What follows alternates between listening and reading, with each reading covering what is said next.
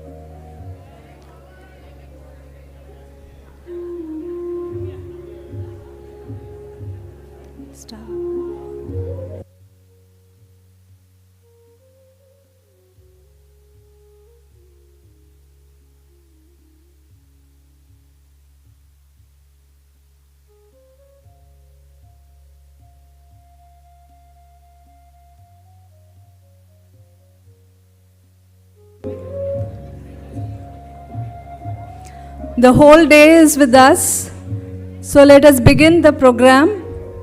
On behalf of Indian Institute of Technology Palakkad and the Global Sanitation Center of Excellence of IIT Palakkad, I extend a warm welcome to all our distinguished dignitaries, delegates joining us from India and across the world.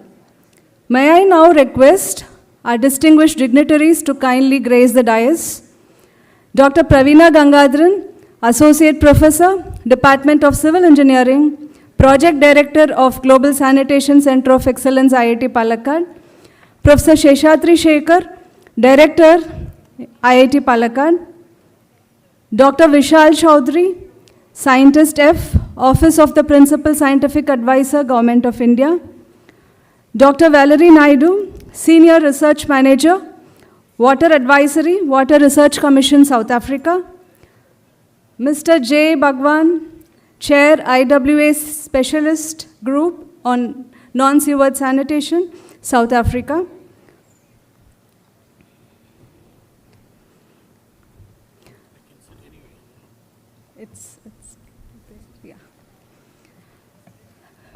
Meanwhile, I request everyone to kindly switch your mobile phones to silent mode during the inaugural proceedings.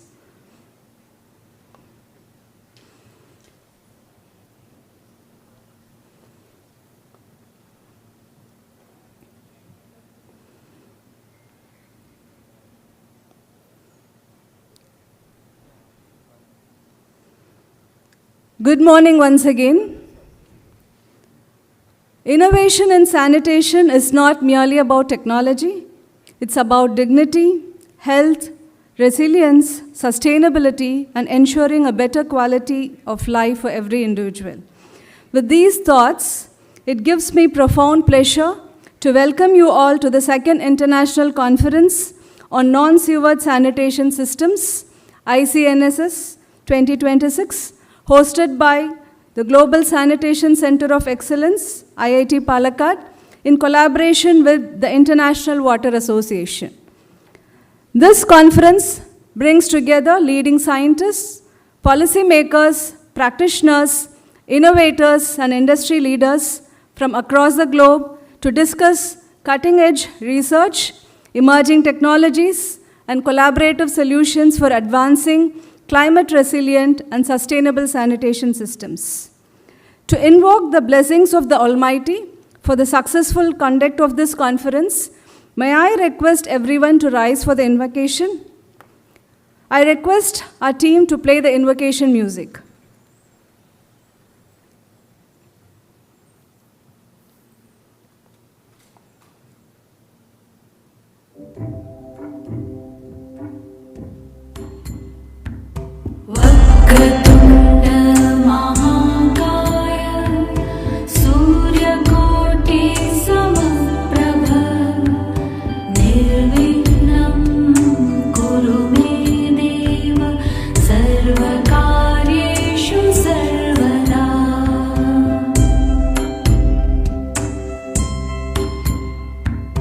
वक्रतुण्ड महाकाय सूर्यकोटि समप्रभ निर्विघ्नं कुरु मे देव सर्वकार्येषु सर्वदा।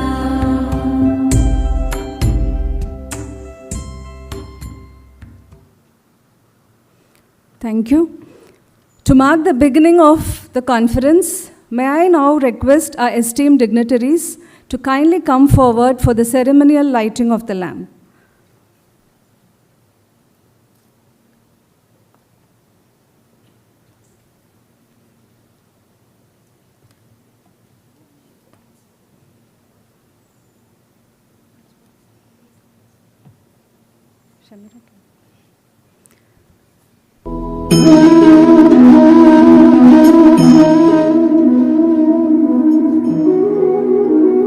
May I request the volunteers to help?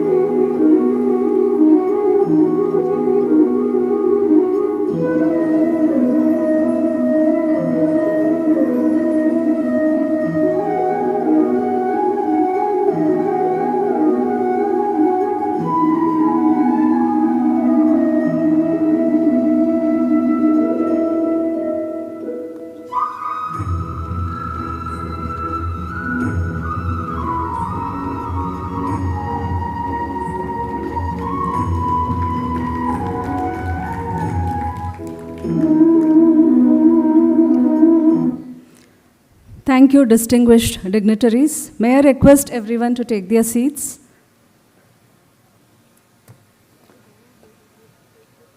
It is now my privilege to invite Dr. Praveena Gangadharan, Conference Chair, Icnss 2026, Associate Professor, Department of Civil Engineering, and Project Director of the Global Sanitation Center of Excellence, to deliver the welcome address.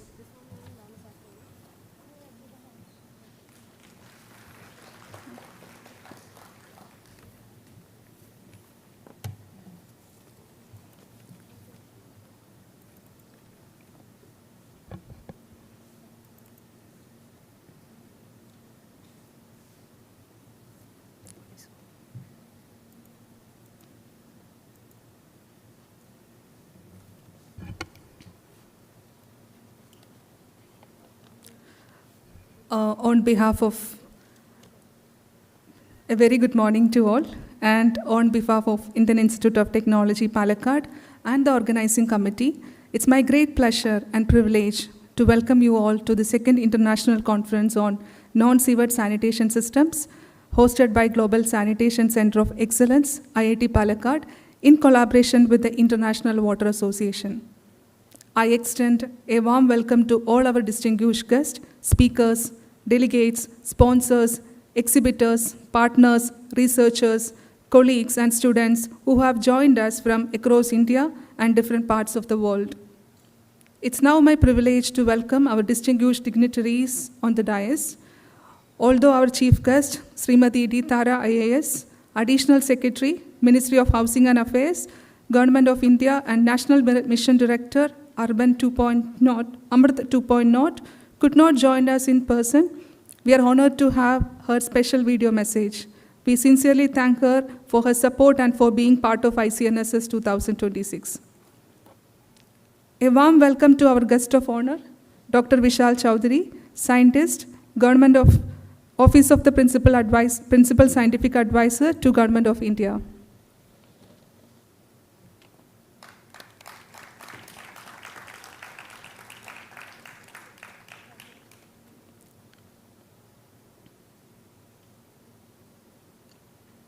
I also extend a warm welcome to Dr. Valerie Naidu, Senior Research Manager, Water Advisory, Water Research Commission, South Africa.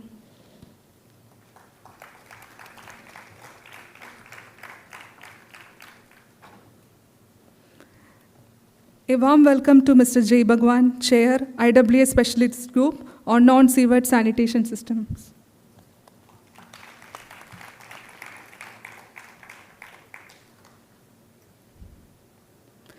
And a special welcome to our Professor A. Sheshadri Shekhar, Director, IIT Palakkad.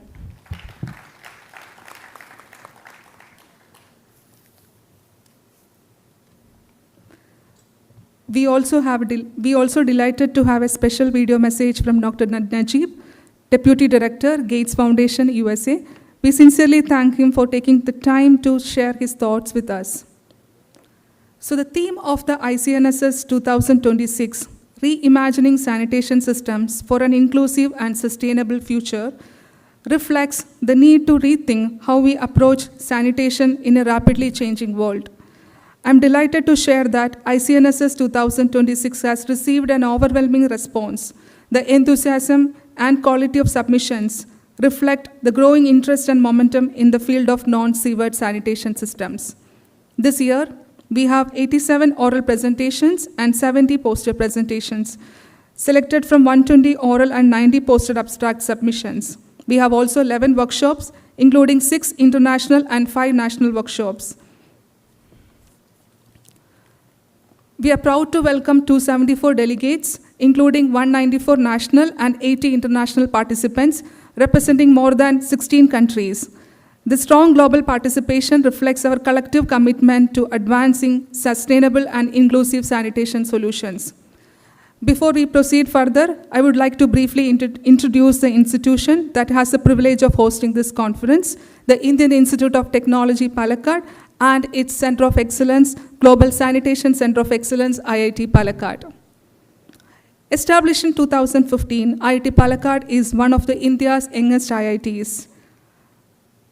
In just over a decade, the institute has grown into a vibrant center of education, research, and innovation with academic departments across engineering, science, and humanities. Beyond academics, IIT Palakkad actively promotes interdisciplinary research through its Center of Excellence and encourage innovation and entrepreneurship through incubators, TechIn, and IPTIF. These initiatives help transform research ideas into solutions that benefit society. The Global Sanitation Center of Excellence was established with the support of the Office of Principal Scientific Advisor, Government of India 2022, with a vision to become a global hub for next-generation sanitation solutions.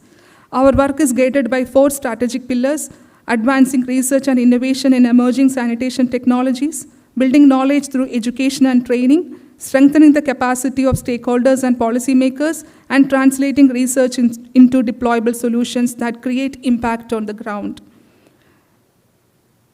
We undertake fundamental and applied research across various areas of sanitation with a focus on resource recovery and sustainable solutions. Our research includes advanced treatment technologies for sludge management and resource recovery, membrane-based systems, integrated sanitation approaches, and nature-based solutions for decentralized wastewater treatment. Through these efforts, we aim to develop practical, scalable, and sustainable technologies that address real-world sanitation challenges. To support these research activities, GSEO is equipped with warm state-of-the-art laboratory facilities that provide advanced capabilities for water and wastewater analysis, sludge characterization, and environmental monitoring. GSEO also provides a platform for upstream research and development through collaboration with researchers, practitioners, and partners in the sanitation sector. These collaborations help to drive innovation and create solutions that are relevant to real-world challenges. One of the unique strengths of GSCO is our engineering field testing platforms. Many technologies perform well under laboratory conditions but face challenges during field implementation. This platform enables researchers to evaluate and validate technologies under realistic conditions before large-scale deployment.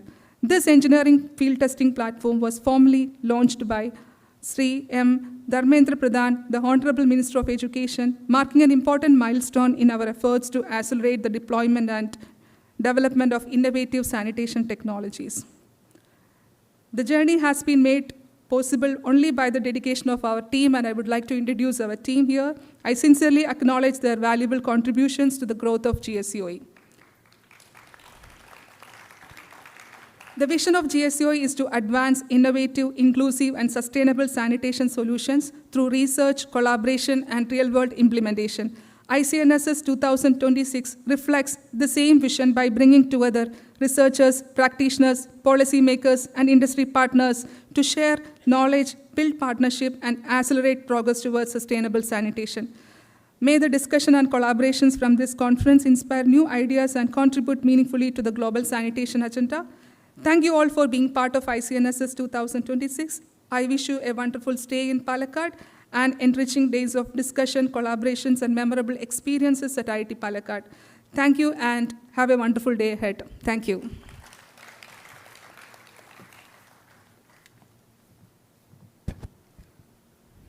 Thank you, Dr. Praveena, for setting the tone for this important conference and warmly welcoming all our delegates. It is now my honor to invite Professor A. Sheshadri Shekhar, Director, IIT Palakkad, to deliver the presidential address.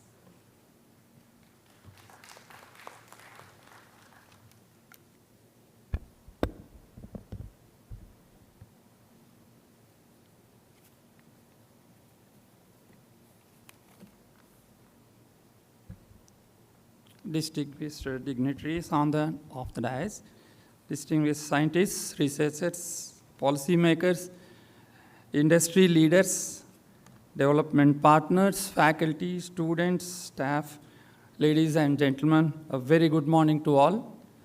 It gives me an immense pleasure to welcome you all to IIT Palakkad for the second International Conference on Non-Sewered Sanitation Systems, Icnss 2026. It's truly heartening to witness such an impressive gathering of experts across the world. I think there are more than 15 from different countries, 15 different countries. It's a really impressive gathering, and please remember we are all united by a common purpose, that is to reimagine the sanitation as a driver of sustainability, resilience, and human well-being. I express my sincere appreciation to International Water Association for partnering with us, and also to the organizing committee of the GSCO Global Sanitation Center of Excellence for their tireless efforts. I've been seeing them working for the last 1 year to make this conference a grand success. Across the globe, you all know nations are now grappling with very, very complicated challenges, I can say, interconnected challenges. When I say challenges, we have always a great opportunities. The challenges in terms of the rapid urbanization, climate change, water scarcity, biodiversity loss, environmental degradation, I think the list is endless.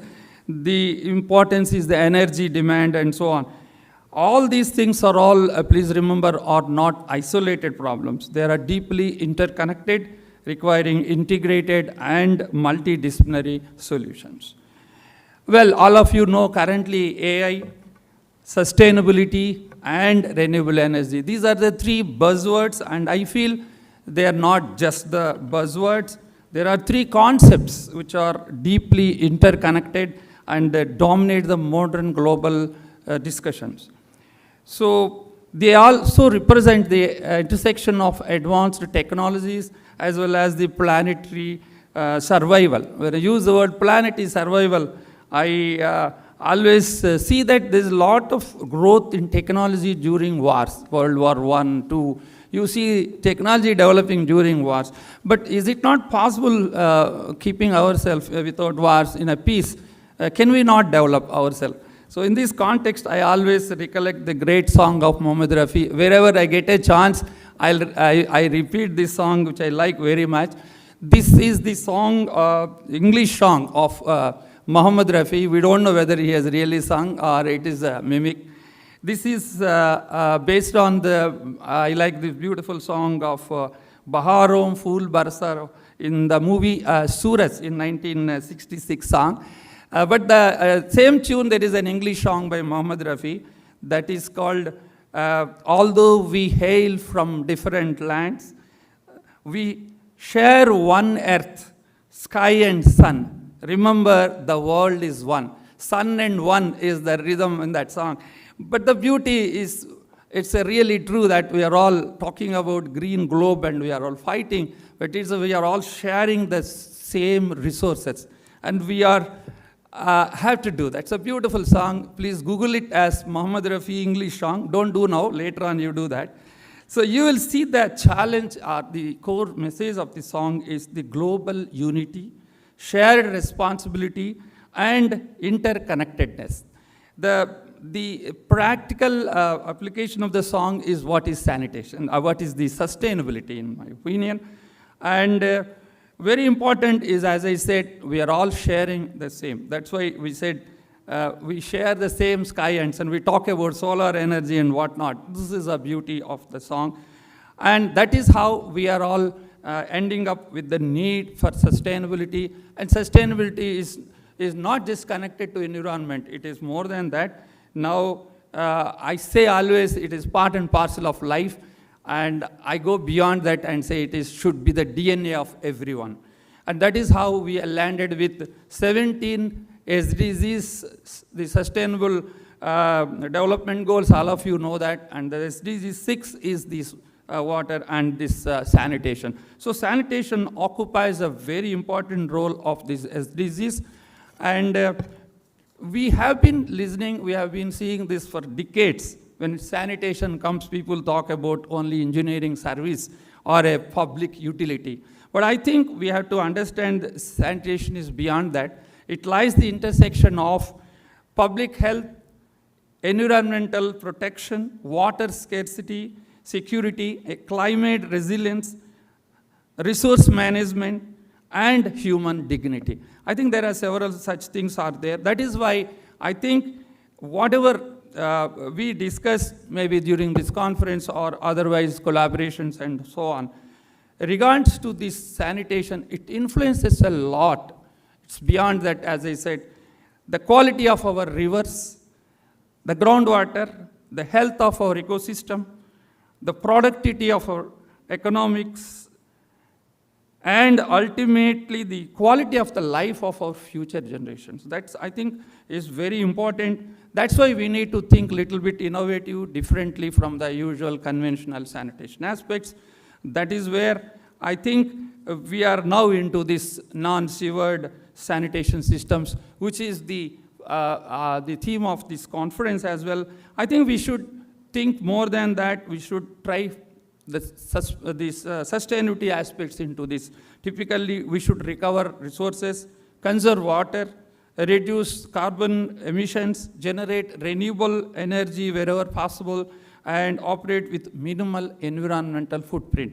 I think with this context, I'm extremely happy to note that our conference theme is reimagining sanitation systems for inclusive and sustainable future. It's really timely and very significant indeed. So I once again congratulate the organizers for choosing this important topic. I also see the great efforts of people coming from different parts of the country and from various countries. Now, as I always say that these are all the challenges, but always challenges means more opportunity for our researchers. And also it is always challenging to solve such problems, making sure that this problem solving should not create new problems for our tomorrow. That is always a very important challenge. So that is why we always focus on these several aspects other than research in IIT Palakkad. We have been doing cutting-edge research in different areas. And in addition, we are always focusing on several social impact solutions. We have been focusing on the several activities for our tribal hamlets in Attapadi. I think Dr. Praveena has also worked for sanitation and water treatments there. We are thus committed towards that in addition to our usual cutting-edge research like what you expect from IITs. Now this is how the conference has pitched in, and it's a real commitment towards what I was just speaking.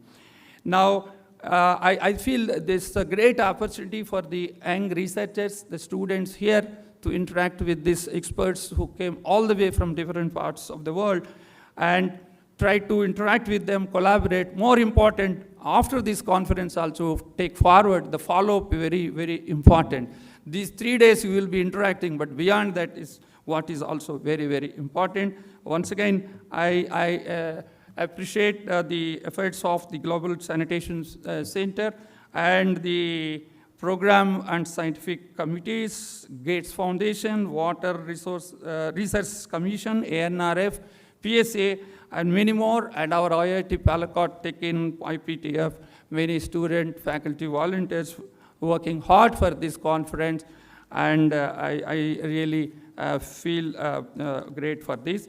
And to our guests who are coming all the way from the different parts of the country, and particularly from the different parts of the world, I extend a warm, special welcome to Kerala, a beautiful state, small but beautiful, known for its natural beauty, cultural heritage, also always struggle for developing something for the healthcare and sustainability. I wish a great stay here apart from fruitful discussions enriching the conference activities. Personally also it will become a memorable one. So please go around wherever possible. The campus is also very beautiful. We are at the foothills of the great Western Ghats, Sahyadri.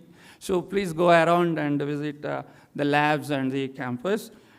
Before I conclude, I emphasize that we are here to reaffirm our collective commitment to building sanitation systems that are resilient, inclusive, circular, and truly sustainable.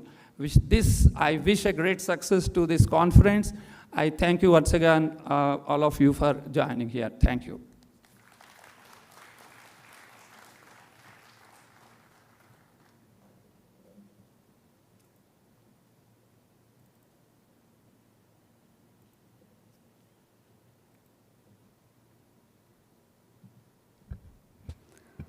Thank you, sir, for your inspiring vision and steadfast support towards advancing research and innovation in sanitation, as well as in interconnected themes like energy harvesting and carbon footprint. We also got the key message that we should not be caught in the vicious cycle of managing problems from efforts towards providing solutions. Our chief guest, Srimati Tara Madam, has played a pivotal role in shaping India's urban development agenda through flagship national missions focused on sanitation, water supply, and sustainable urban infrastructure.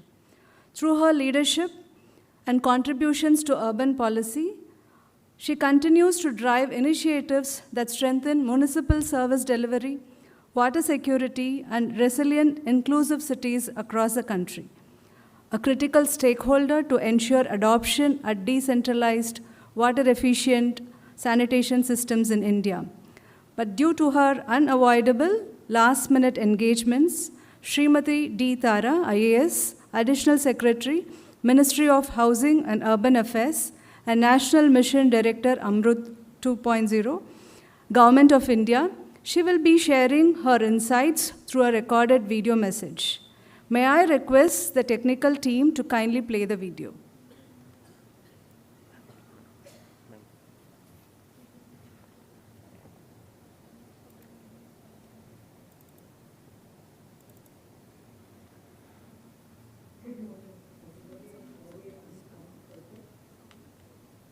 I'm very keen to learn about the non-sugar systems. How do we treat the waste? How do we get rid of it?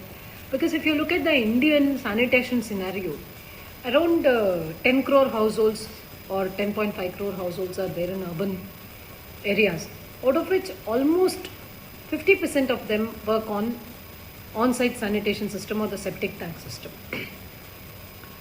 Now, it's a very interesting study we conducted about the septic tanks.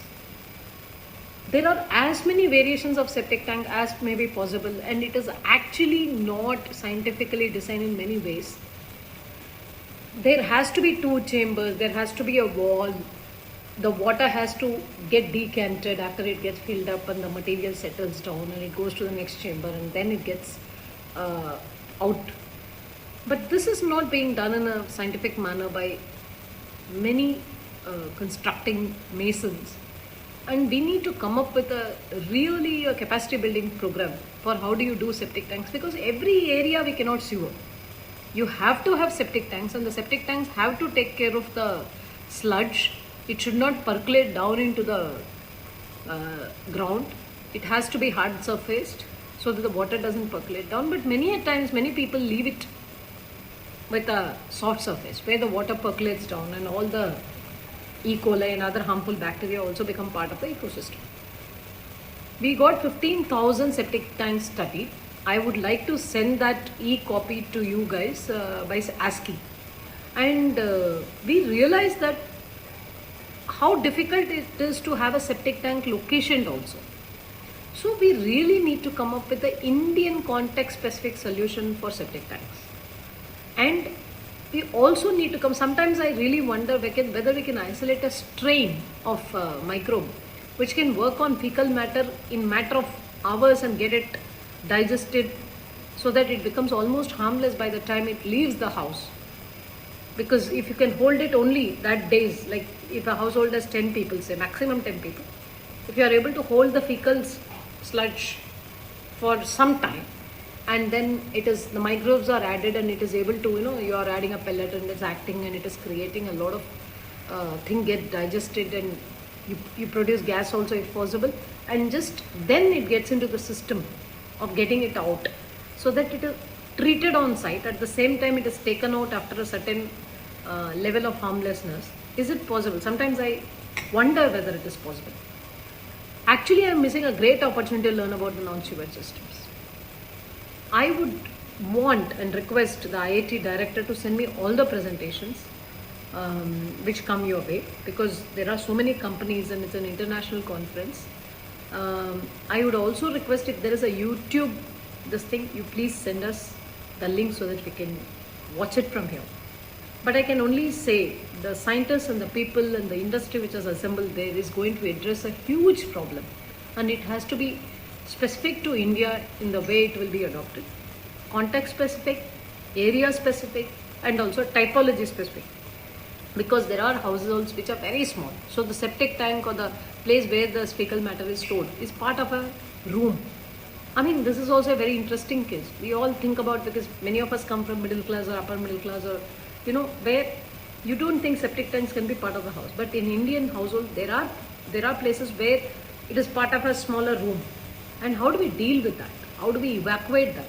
So that is a different challenge altogether.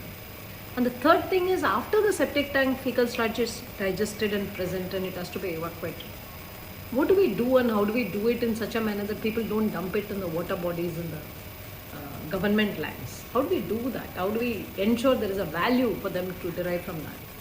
So all that is a governance and regulation issue, but I see it as a developmental issue, because if you are able to come up with designs which will help some kind of signaling through sensors that this septic tank is full, then it will lead to a situation where we know this septic tank is full, it has to be transferred or transported, and therefore it cannot go to any other place to come to a proper place. So I would request that this may be looked at with a lot more minute lens and magnifying lens, and look at what solutions can come our way. One, digesting on site as much as possible, number one, and not holding it into a tank for a longer time, that's another one. And third, if at all it is getting held, how do we ensure that it becomes harmless? And if it is getting evacuated after becoming harmless, how do we ensure that it goes to the right place? So these are the value chain problems of septic tanks, and I would request even Kerala to conduct a specific study as to how their septic tanks are functioning, because groundwater of Kerala also has to be studied, how much it is got polluted, because Kerala is one state where a lot of septic tanks operate. So my request is, non-sewer systems can be a way, provided there is a scientific temperament and approach and attitude towards it. Thank you so much for listening to me. I would request that all the presentations, all the notes can be passed on to me if you don't mind. And I would also request that please pardon me for not coming in person. It was a last minute cancellation for reasons beyond my control. Thank you.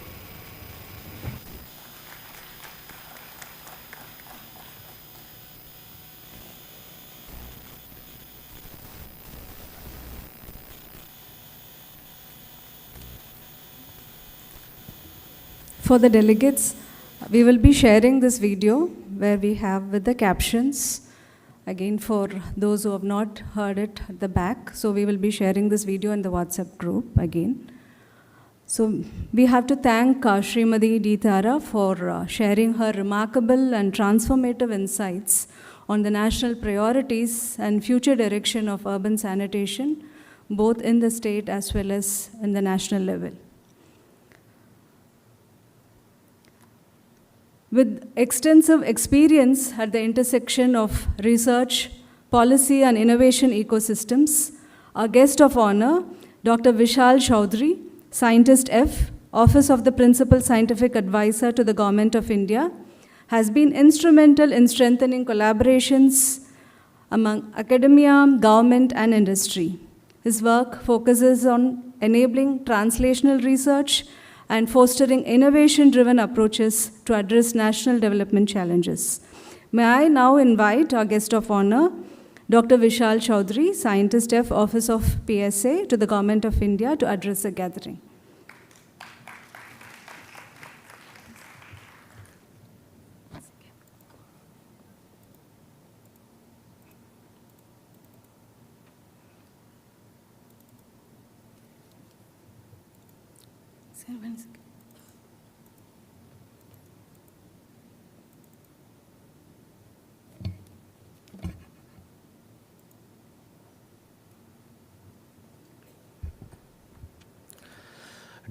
Distinguished dignitaries on the dais, eminent researcher scholars, eminent scientists, delegates across the globe, and all the distinguished participants, a very good morning.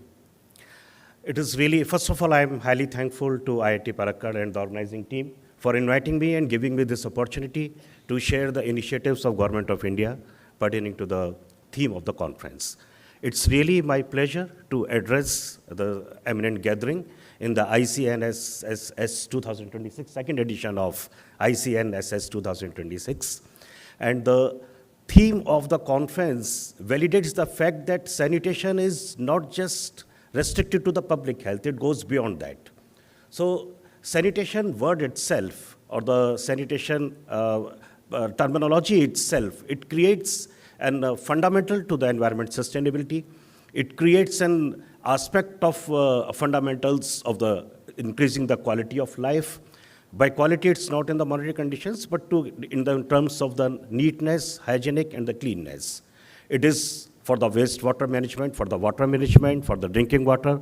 So it is a very wider subject, not related to the public health, but it covers the entire area. And to discuss and to implement the technologies or to improvise in this area, if we do the work in silos, then it will not be helpful. Just developing the technologies and giving the solutions will not help until and unless all the relevant stakeholders come together, like the researchers, like industry partners, implementers, and the takers. When both of them, all of them, we come together on a common platform and create an appropriate ecosystem, then definitely the issue of sanitation will be taken care of. Government of India and Office of PSA is doing a lot of initiatives, and establishment of a Center of Excellence at IIT Palakkad for the global sanitation is one such example. There are many other initiatives also which has been taken by government, and government is really focusing and giving emphasis on the sanitation with the view of environment sustainability and water management and with a broader umbrella. So I will very quickly just brief you certain initiatives of Government of India. So I will begin with a quote from our Honorable Prime Minister. I read the quote. When science is scaled, innovation becomes inclusive, and technology drives transformation. It lays the foundation for major achievements. Unquote, Honorable Prime Minister of India. So it will be very quickly, I will just brief about the cluster concept. I will not take much time. Just I will brief you what the work is being done by the Office of PSA and the Government of India.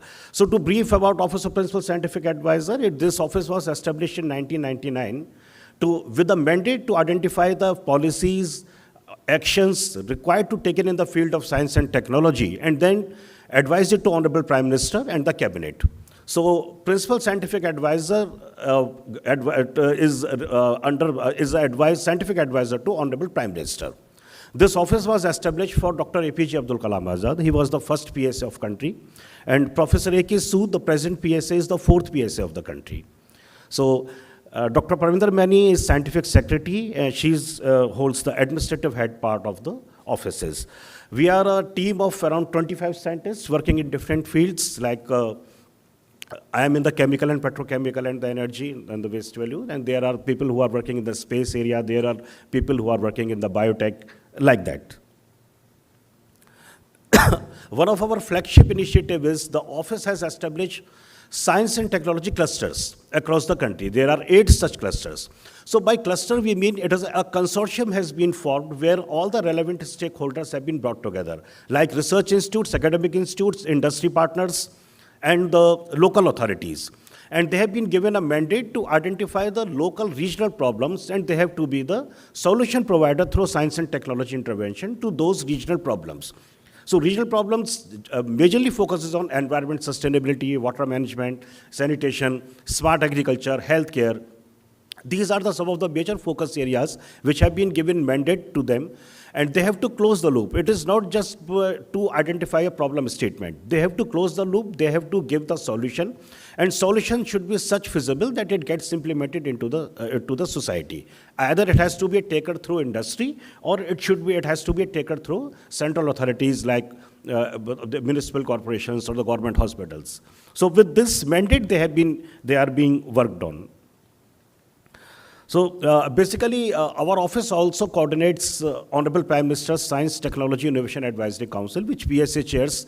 And one such PMSTEC, we call it, Prime Minister's Science and Technology Innovation Advisory Council. In 2020, it was recommended to establish such clusters with this operational module. So based on the Prime Minister's Advisory Council, these 8 clusters have been established, wherein if we see as a 3-tiered pyramid structure, then the bottom one tier stands for identifying the problem statement and the appropriate stakeholders also. The research and the industry matchmaking is being done based on the thematic area. It is not that first the matchmaking is done and then they are asked to identify the problem statement. First the problem statement, solution, then the matchmaking. These are the locations across the country. So you can see from Jammu and Kashmir to Bengaluru, we have the presence. We are targeting to have at least 1 cluster in each state. So that is the target in next 5 years. I will just alphabetically very quickly brief what these 8 clusters are doing. So it's in alphabetical order. Our Science and Technology cluster in Bengaluru, it was established in 2022. And it has, if you can see the partners, it has Indian Institute of Sciences, it has TIFR, JNCSR, ISRO, HAL, and then you have the industries like Robert Bosch, Biocon, ATGC Biotech. So it's a perfect blend or the amalgam of research, academia, and the industry. And these are the thematic areas of which they are working, like they are working in world health, precision agriculture, and the digital health. So one of just few achievements of the Bengaluru cluster, they have developed a dashboard for the wastewater pathogen surveillance, which has been adopted by the now Karnataka, Tamil Nadu, and Maharashtra state. So this is, whatever work they are doing, it is being really implemented into the society. One very interesting, very quickly I will tell, one digital podiatry clinic has been developed, which is the first ever non-invasive technology to diagnose the diabetic, pre-diabetic and the diabetic foot. So it does not require any blood sample to be taken. It's a totally non-invasive technology, very comfortable for the old citizen and the young children. So every year, globally, we are using 1.5 million foods because of diabetic foot disease. After the establishment of this digital podiatry clinic last 1 year, we have analyzed the data. In last 6 months, in India only, we have prevented 15,152 patients from amputated. So that's how the clusters are having an impact in the society. Then we have another cluster in Bhubaneswar, which we call BCKIC. It now also has an amalgam of partners of industry, academia, and the research institutes. You can see the thematic areas which all these clusters work are basically more on the environmental management and the healthcare and agri-tech, so that the society at a large can be benefited through science and technology. A very beautiful work Bhubanesh cluster is doing, that they are doing the waste to wealth management for the Chilka Lake of the Bhubaneswar. They are, the biomass is being utilized to produce the biodegradable products and other useful products also. They have developed a technology for converting perennial grass to the paper, which can be used for the normal paperwork. They have done the water rejuvenation for 20 villages, which has helped around 1,000 farmers. And not only that, around 20 crore liters of water has been saved from being wasted through that models. Also, they are doing the fellowship study. They are supporting the women researchers in the science and the STEM education.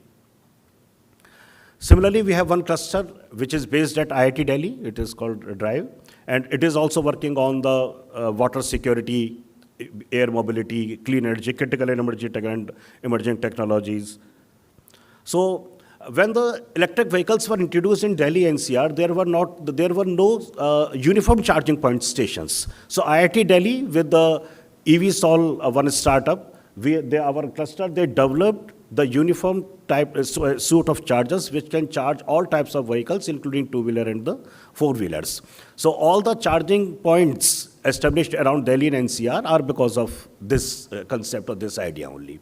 They have also done, in the last 3 years, they have regenerated more than 82 water bodies across the Delhi NCR.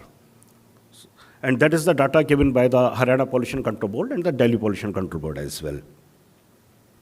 Similarly, we have a first cluster which we call as a regional cluster, because other clusters are city-based, but this is the first cluster which covers 4 states. So it's a regional cluster, basically, northern region. It covers Punjab, Himachal Pradesh, Haryana, and Chandigarh. So this is called the PI Rahi, and again it is working on the agriculture, smart agri-tech, healthcare, the water management, all these technology. You can see all the industries, state government authorities, research institutes, all of them are the partners to the clusters. They have also done a very good achievement, like this burning of the stubble burning. It's what was the issue 1 and 2 years back. So our cluster has sorted out one problem, which it is in the piloted stage, already done the pilot in 10 villages. They have developed a Swiggy Zomato sort of app. One of the startup, supported through a cluster, has developed that. So through that app, the farmer tells that he has this much of stubble waste in his farm. The authorized transporter will come. He will collect the waste will be collected, will be stored in the godown, and finally will be given to the sugar industry. So in last 6 months, around 3,000 metric ton of the stubble waste have been taken care of. That's not been burnt, but that has been taken care of through this entire value chain. They have also done the application of artificial intelligence and robotics for the MSMEs. They have developed a robotics which will identify the exact space of the valve which has been loosed. It will go there and tighten the valve. So it is really very helpful for the MSMEs as well. Then we have one cluster at the Hyderabad, which we call it RICH. It is, again, you can see the ideas of the verticals which they are working, and the industry partners also. They have all the research institutes, industry, state authorities working together. So they have also developed a compendium of technologies for the smart agriculture, which has been implemented in around 7 states across the country. We are planning to replicate those technologies. They are ready to implement technologies for the farmers. Also, Bhubaneswar cluster and the Hyderabad cluster has developed a compendium on water management. I will share the copy, which will be very useful to all the participants here. There are 42 such mature technologies in the various areas of the water management, industrial water management, wastewater management. This is a compendium which has been developed by 2 clusters, and recently in the month of December 2025, we did an international conference on the cluster concept, where 35 countries participated. We released this compendium. It was very well appreciated by the globally, actually. Then we have a cluster at Jodhpur, at IIT Jodhpur. One of the very, unique vertical which IIT Jodhpur has, that it has shown how science and technology can help the life of a common man. The local artisans of the nearby area of Jodhpur, they have been, earlier, before this initiative, they were just confined to sell their products only nearby the Rajasthan or nearby the Jodhpur city. Our our cluster at Jodhpur, they developed a portal called Kalanubhav. It is on the lines of Amazon and Flipkart. And now all the local artisans are registered on Kalanubhav. They have been, the geotagging has been done. Now they are globally, their presence can be seen pan-India. You can go through this portal. Kalanubhav is, very easily accessible. And now these artisans, local artisans, they themselves are directly selling to the market. They are exporting also. Our cluster has helped them to take 44 patents in last 1 year for the artisans' designs. So that's how, it shows how science and technology can help to increase the lifestyle of a common man. Then we have a Pune cluster, which again working on this. So Pune cluster developed a very unique disease surveillance and monitoring projection from the wastewater. It was done for the COVID, during the COVID time, which was very successfully adopted by the Maharashtra Municipal Corporation. But it has been now extended to the dengue and chikungunya diseases also, and other pathogen-oriented diseases. And very interestingly, our Pune cluster with one industry partner has developed a game to teach chemistry for 11th-12th students. It's a game actually, basically, जो आजकल बच्चों को बहुत ज़्यादा craze है gaming वगैरह का, तो it's totally a game, and through game they learn the chemistry. Now this course has been being developed for the physics and maths also. Our last cluster, 8th, is at Vishakhapatnam, AMTZ, we call it Andhra MedTech Zone. And these are the partners, it is at Vizag. Our Vizag cluster has recently established India's largest, not the India's, I think it's Asia's largest e-waste management facility. 20,000 metric ton of electronic waste can be recycled and managed here. And in the this picture, if you can see, between the flags, there is a green circle round.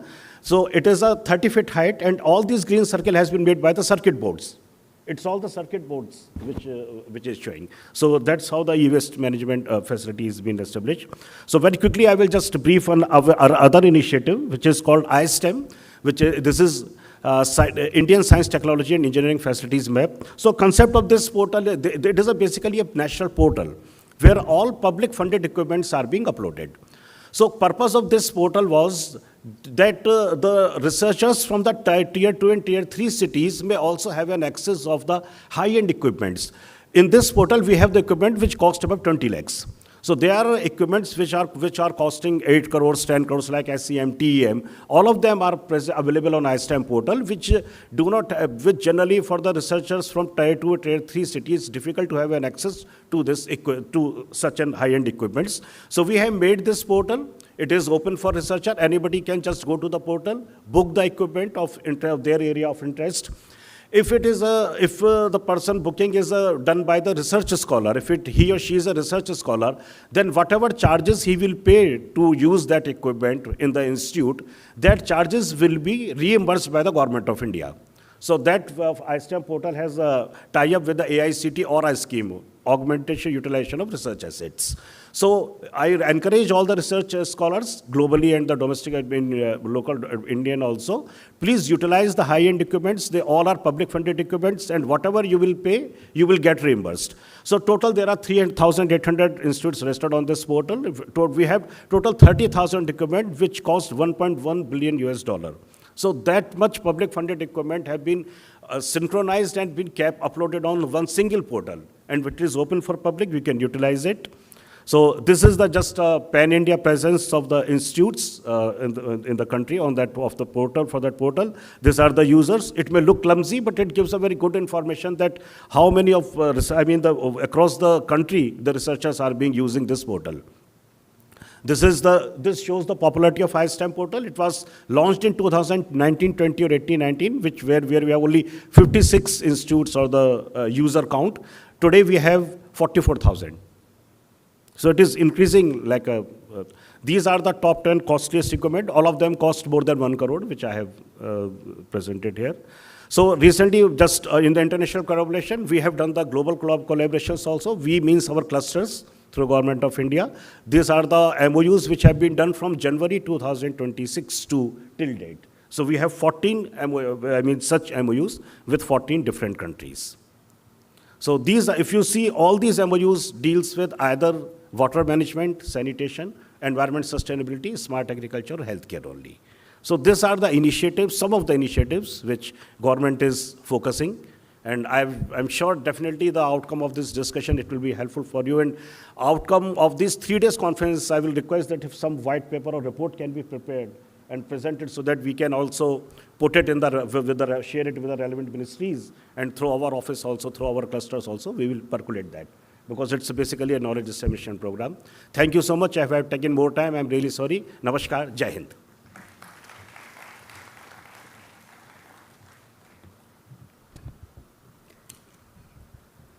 Thank you, sir, for sharing the key initiatives by Office of PSA, Government of India, and the S&T clusters and consortiums for solving local problems through research, development, and innovation. Thank you once again. Our international guest, Dr. Najib, Deputy Director, Water, Sanitation and Hygiene Gates Foundation from the United States of America. Dr. Najib, due to unavoidable commitments and engagements, he will be joining us through a recorded video message.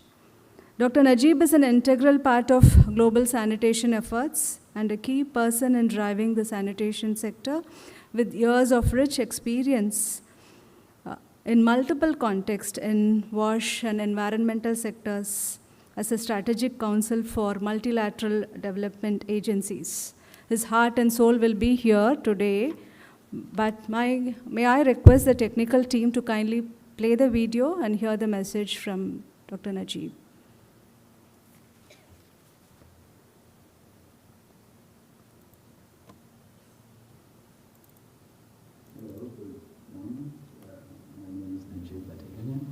Director with the WASH team here at the Gates Foundation.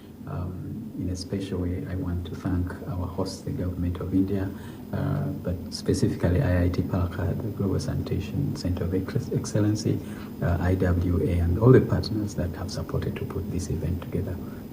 Congratulations and thank you for convening this important conference, the second international conference on non-sewer sanitation systems. I want to recognize my colleagues in the room at the Gates from the Gates Foundation, Sakshi, Mark, and Alison, who will be at the conference throughout and supporting to facilitate impactful collaborations and partnerships and conversations that can drive this sector faster and with urgency. At the Gates Foundation, we are driven by a simple belief that all lives have equal value. So sanitation is really central to the goals, the ambitious goals our leadership at the Gates Foundation have set by 2045. And we are excited to drive those goals, especially with you, our partners, and see how our unique contribution can save lives and continue to offer economic and social transformation potential for the communities that we strive to serve. In the sector, we've really made some progress, so that it's not all about bad news. We need to celebrate the wins that we see in the sector. I think the GMP report recently released showed that between 2000 and 2024, we achieved Significant elimination of openification, reduction, not elimination, but reduction in openification, as well as shifting basic to safely managed sanitation services. Despite that progress, we also see enormous gaps with 3.4 billion people without access to safely managed sanitation systems. And compounded by that backlog, we also have current crisis in terms of fragility, conflicts, and humanitarian crisis, but also significant climate risks across, especially Africa and also Asia.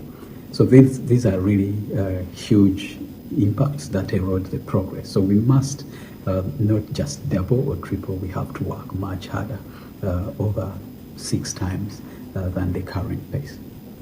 But there is also good news. We see some countries making progress.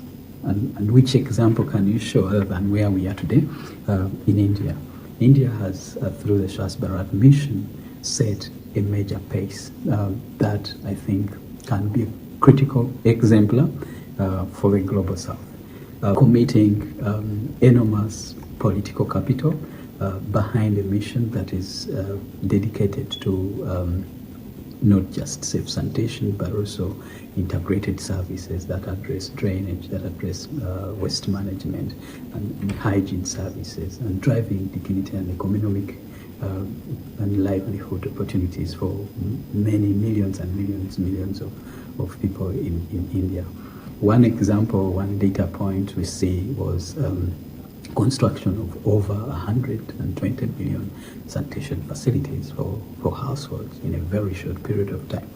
And this showed that with leadership and political commitment, and not just commitment, but also accompanying public resources and building strong institutions, putting in place very strong incentives, enabling private sector, and not just putting infrastructure, but also making sure this infrastructure have accompanying services and maintenance and incentives for community ownership.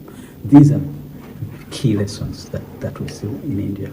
And from the Gates Foundation, we are really honored and excited to see the strong partnerships and that the partner ecosystem that we've worked with and facilitated to build. And I know Sakshi and the team there in India have worked so hard for the past decade to build these systems. And they show that they can be resilient even beyond the Gates Foundation funding. So this is significant. And I urge the colleagues in the room today to not just go away with the papers that are being presented, but having candid conversations and very strong partnerships that can build South-to-South collaboration, that can build critical partnerships for South-to-South learning and benchmarking to transfer these impact and lessons across the global South. So India is a big exemplar, and we can't run away from that. The job is not yet done, but I think they have showed what is possible and what success looks like. The Gates Foundation will continue to play a role, especially in the wash space, but we see our role more in being catalytic and bringing unique resources where government, private sector, or other partners are not able to put risks, especially in scaling sewer sanitation solutions which are robust, reliable, efficient, and affordable to communities that need them most. We know non-sewer sanitation solutions are now contributing a significant proportion of the safely managed system, so they are not just, so NSS is no longer just about a stopgap measure. It can be a standard service with equivalent service standards as the aspirational sewer systems, or even much better.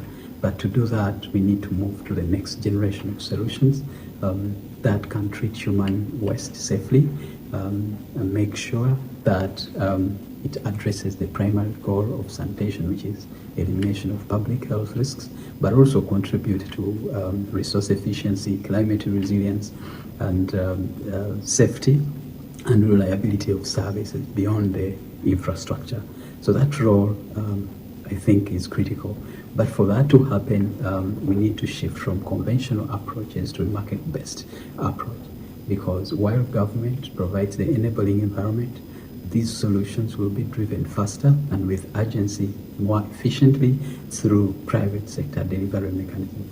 So we see the governments playing a very critical role, especially in creating confidence, clear policies, enforceable regulations, performance standards, certifications, data that enables us to track progress, predictable procurements that give confidence to the private sector to invest, viable tariffs and subsidies for sustainability of financing, but also providing safety nets for those that do not have the services through targeted subsidies.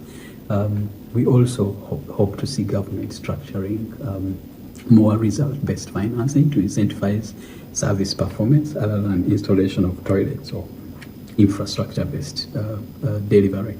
The other aspect is on the standards. So the Gates Foundation has worked with partners, some of you are in the room, to create a global benchmark standard, the 3500 ISO 3500 ISO standard, which is a benchmark for safety performance requirements for non-sewer sanitation systems, including water consumption and reuse, energy considerations, nutrient recovery, emission safety, functionality, reliability, service and environmental protection and the like. So the countries need to contextualize and adopt some of these standards to make sure we have certainty and confidence in non-sewer sanitation solutions to scale. The other part is private sector playing a role in making sure that these solutions go to market with robustness, with reliability, and also to drive affordability and scalability. We know governments will not play that role, but you need a very strong supply chain, manufacturing, supply chain, distribution, installation, service, and maintenance to make sure these solutions are there. So the Gates Foundation role can be catalytic to drive across all these three pillars that can take the next generation of non-sewer sanitation solutions to another level to reduce safely managed sanitation gaps. I want to offer a note by saying that the opportunity we have here is not just to listen to conversations and presentations and read scientific papers and posters. That's critical, but the most important is how we transfer these learnings to real scale and impact in communities that are in their need of these solutions faster and not decades later. And what that means is to have really candid, practical conversations that translate these dialogues, these learnings into practical solutions when we go back. Each of us has a role to play in our own capacities at individual level, but also from the organizations or institutions that we represent. So government to provide very strong enabling environments that crowd in partnerships, that crowd in innovations, that crowd in solutions, and that scale these solutions by providing public resources and expertise, but also helping to be the major convener, regulator, and to build confidence that these solutions can really work and at scale, rather than thinking about them as stopgap measures. Regulation is important. I talked about the standards to build that confidence and also be clear on certification pathways and making sure we have performance benchmarks that enable solutions in the market to serve our populations, addressing safety, reliability, and robustness, but also ensuring that they are serviced and maintained for certainty and reliability of service. And of course, for the researchers and innovators and the industry players who are here, you have a big role to design and work on solutions that private sector can build confidence to take to the market faster. And that means being very reliable, very robust, but also affordable. And that can create very strong momentum for the markets that I talked about, to drive very strong investments and the supplies on the supply side, but also making sure they meet the demand requirements, not just by the government or regulators, but also the communities that we serve. I want to thank you so much. I wish you impactful conversations and collaborations, and for every conversation you have, think about a practical solution that saves a life, that serves a household, that delivers a solution in communities that need them most. I thank you so much.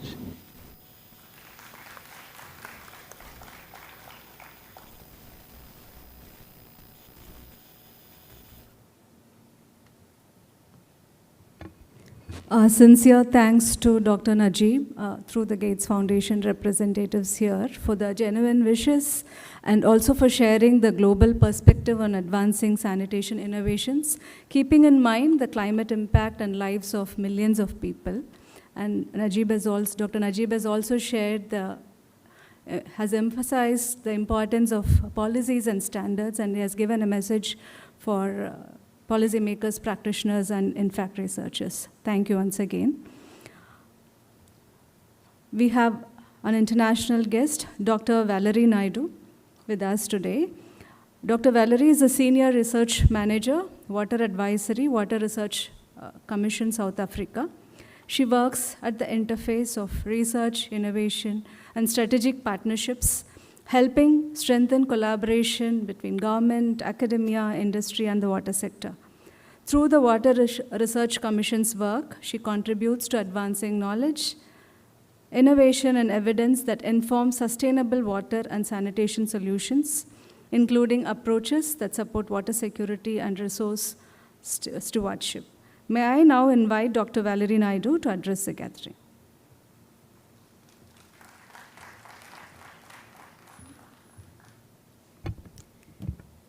Thank you, everyone.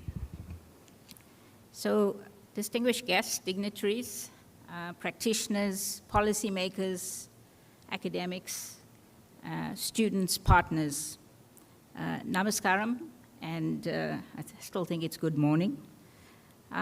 Thank you for inviting us as the Water Research Commission to this event.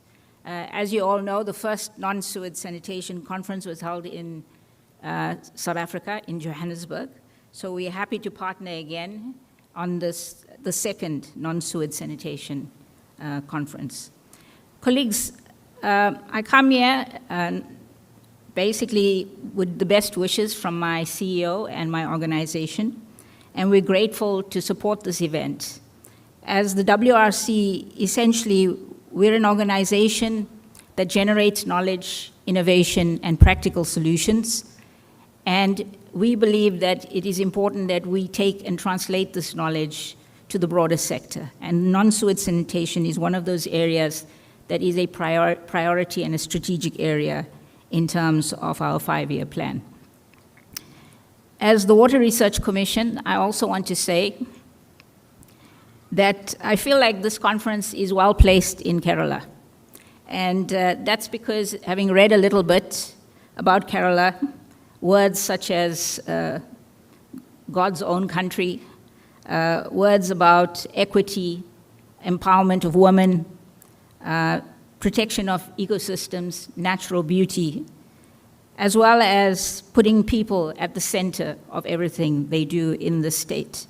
So I feel like the non-sewage sanitation, which has been a really an area that doesn't always get the focus that centralized wastewater treatment works get around large cities, etc., is well placed to take place here.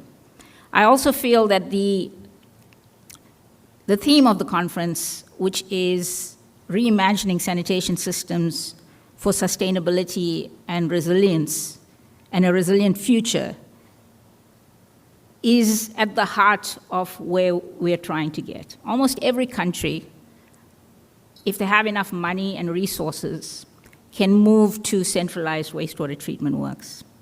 But you also have to have enough water to move that waste. Most countries, most developing and underdeveloped countries, have huge amounts of non-sewage sanitation. And I don't think, even as scientists, and most of us belong to the International Water Association, we have spent nearly enough time dealing with non-sewage sanitations, which make up an important part of the future. We live in a world where many communities do not have safely managed sanitation. We live in a world where children go to schools and live in households where they're still affected by diseases that are preventable. We live in a world where girls and women access sanitation facilities that are undignified and unsafe. We also live in a world where we were proliferating non-sewage sanitation systems that basically led to undignified and unsafe working conditions for those that service those technologies.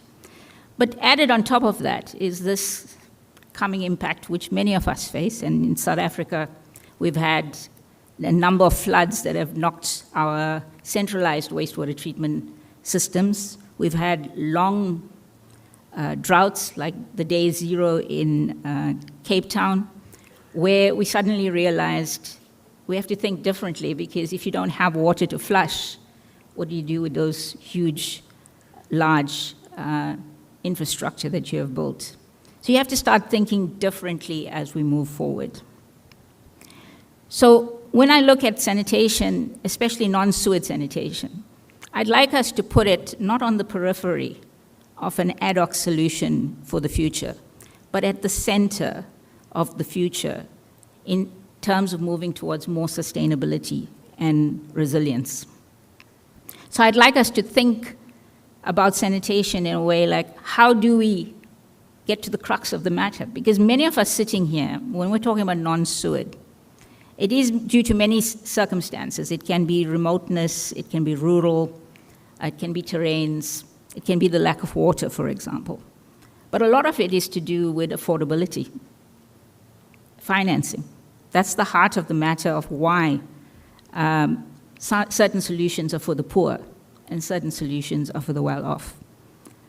We also have to think about designing technologies that are adaptable, resilient, easy to operate, and affordable.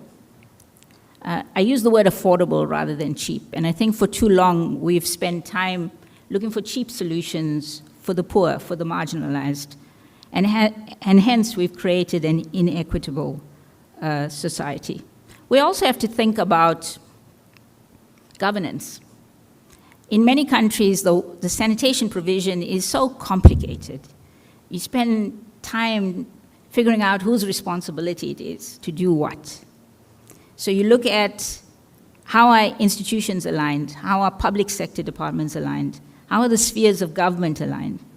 And sometimes it's more about those dialogues that are important than getting another piece of policy on the paper. We also have to look at the increased floods, the droughts, the sort of extreme weather events, and ask ourselves whether, if we continue on the current paradigm of centralized works, of connecting everything through pipes and pumps and infrastructure, how effective will we be in future to recover as more and more of these events occur?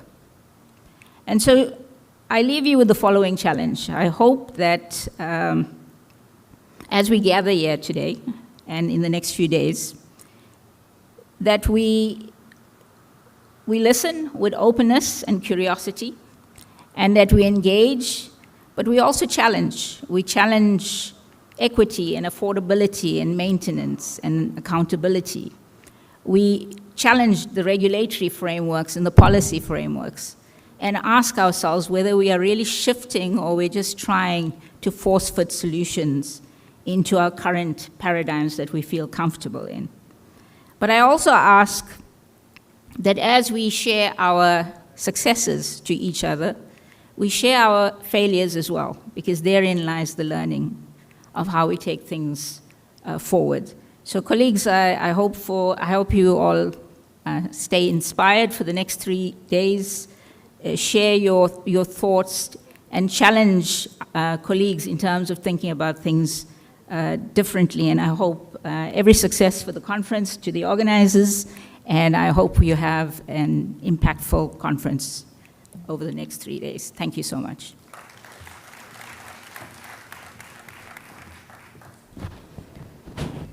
Thank you, Dr. Naidu, for your critical insights and also for setting the tone for key technical topics that would be discussed, understood with curiosity, as you said, and taken forward for action. Thank you once again. Now we have Mr. J. Bhagwan, Specialist Group Chair, who will be giving his address.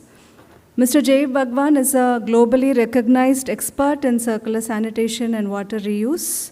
He currently chairs the IWA's Specialist Group on Non-Sewer Sanitation. He was awarded the 2025 IWA Water and Development Practice Award in recognition of his outstanding contributions to innovation and excellence in the water sector, sanitation sector. Mr. J. Bhagwan leads the South African Water Efficient Sanitation Solutions Initiative at the Development Bank of Southern Africa, and he has spent over 15 years, or maybe more than that, at the Water Research Commission, South Africa, leading strategic programs in water sanitation, resource recovery, and innovation. It is now my privilege to invite Mr. J. to deliver his address.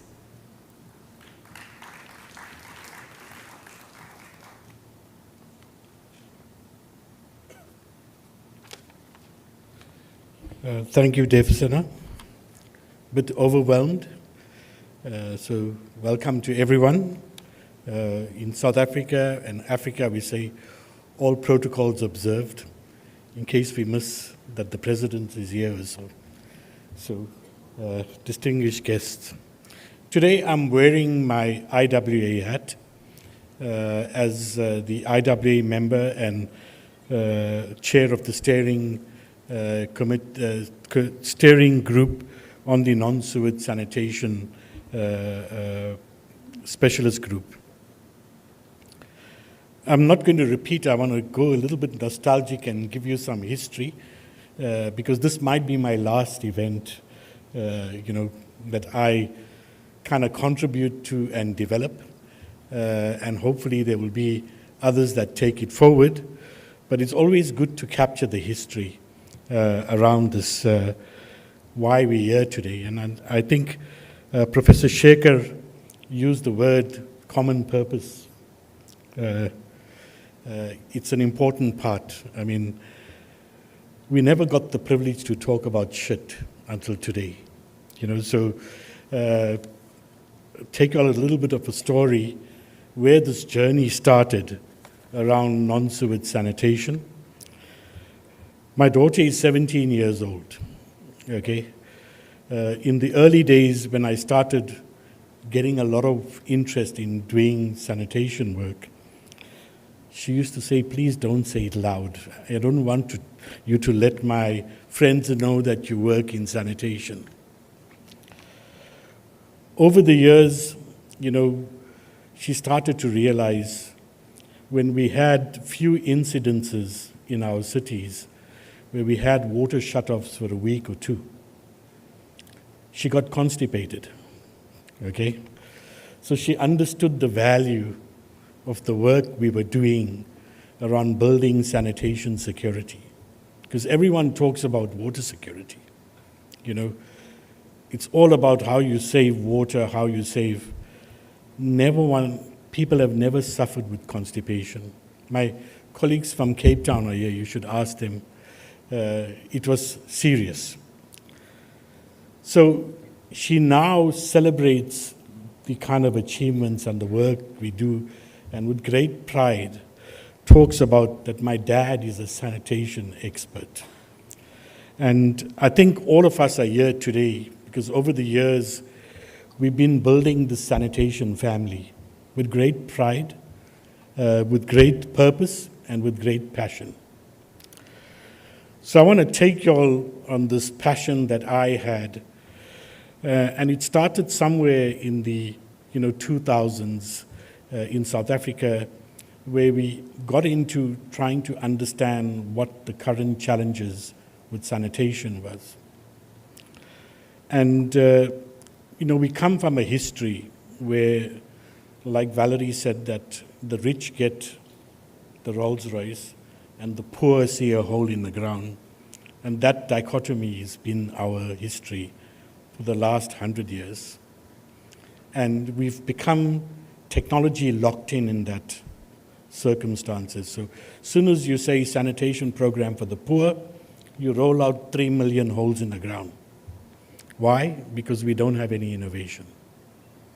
And that gap of innovation is what we were missing. So we went and we discovered that a hole in the ground is more disastrous than a waterborne system. So we were challenged, and we were already starting to think, and some great minds with great money came by, and they asked, what would you do, if I'd given you a lot of money? So we said there's two things. One is that you can't eradicate all the existing toilets in one day. So you need to deal with creating an operation and maintenance around dealing with fecal sludges so that you can make what is on the ground more sustainable. So we pioneered fecal sludge management in those years, and I'm glad with the support of all the partners, we took fecal sludge management into mainstream municipal management, okay? And we changed lives and we improved the service.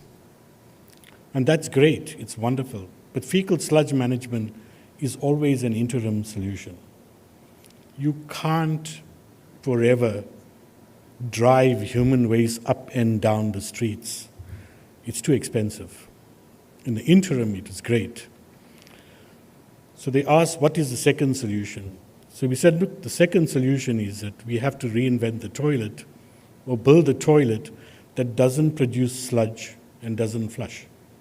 It was simple as that. Well, not simple, but that was the vision, to say that, look, we could do many things, but we have never thought about developing a toilet that don't produce byproducts or don't produce human waste byproducts that are pollutant and those kind of stuff.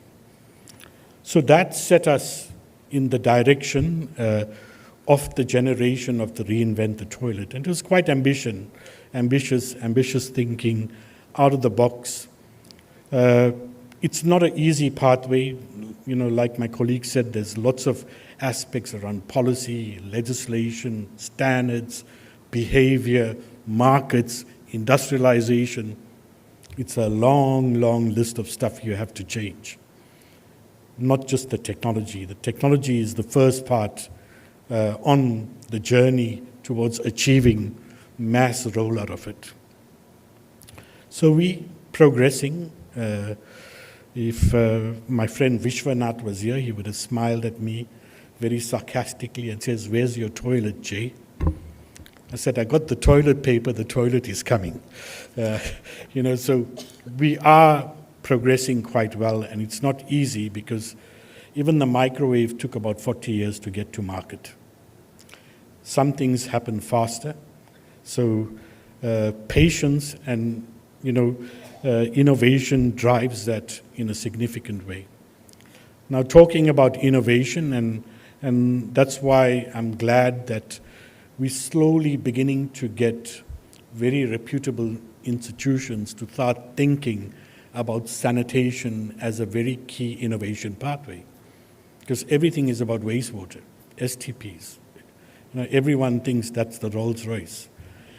So we haven't transitioned the science and innovation industry to put more investment, more money in supporting us to transition this innovation space much faster and much quicker. So I'm glad, Professor Shekhar, since I came here a few years ago, you had the mettle to put your strength in getting this center moving in that direction. And hopefully it will be one of the global leaders around new innovative non-sewage sanitation.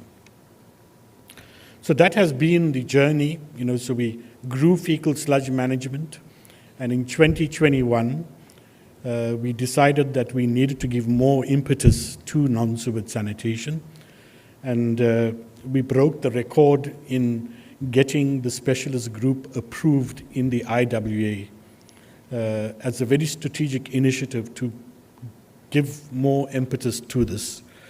So in 2021, we set up the specialist group. In 2023, we had our first non-sewage sanitation conference in South Africa. We were overwhelmed. We had about 750 participants. But over time, non-sewage sanitation is evolving to bigger. It's not what started as an opportunity for the poor is now becoming a solution for the globe. Okay, because all of us are requiring the solution.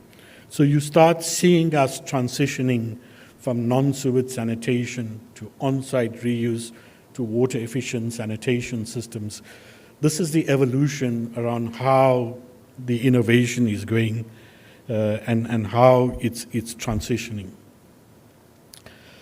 The next big thing around it is, you hear all these pundits from the West, especially the World Bank says that, pilots never scale, they fail kind of thing, all that mantra thing, etc.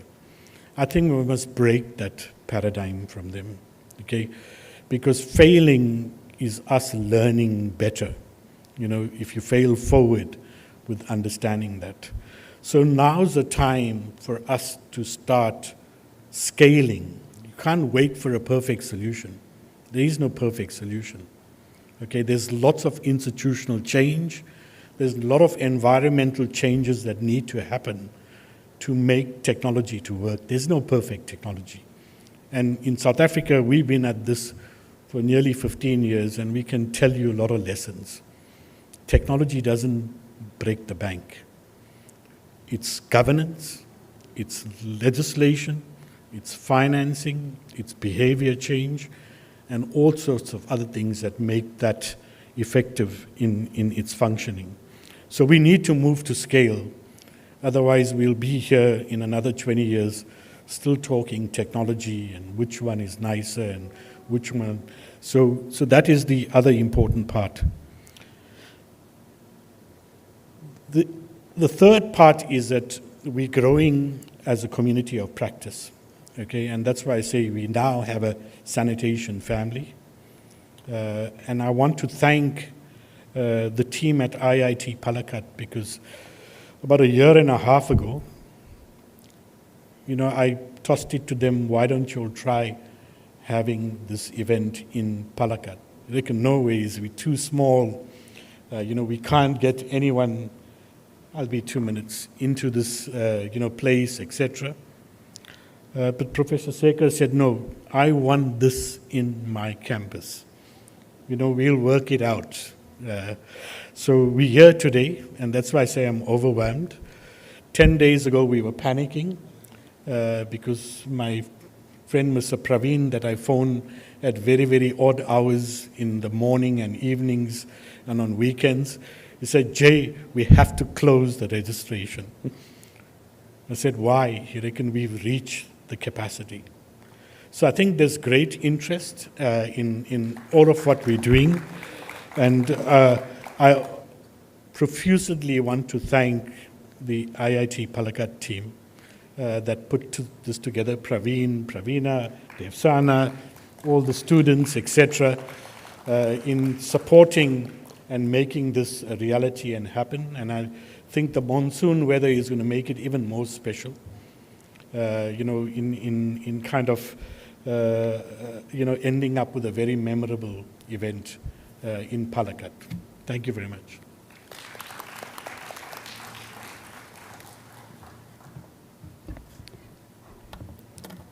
Thank you, Jay Bhagwan, for your leadership and for the far-reaching support to the global sanitation community and to the Global Sanitation Center of Excellence. You always have a unique way of conveying serious problems in a lighter vein as a storyline and narrative, but it always hits a nail on our heads and asks us to wake up and act quickly.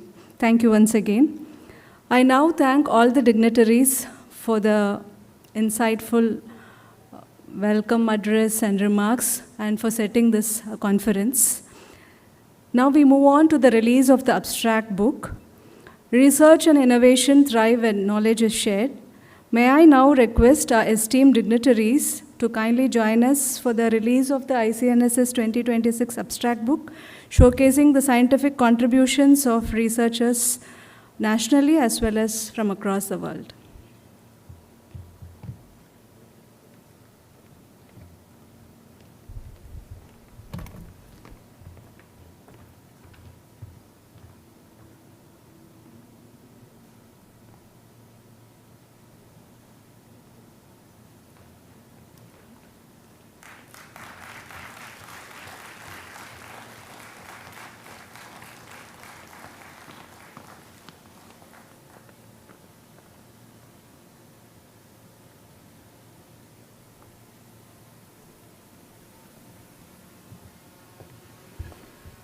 Thank you. May I now request our director, Professor A. Sheshadri Shekhar, to kindly felicitate our esteemed guest of honor with the conference memento as a token of our gratitude and appreciation.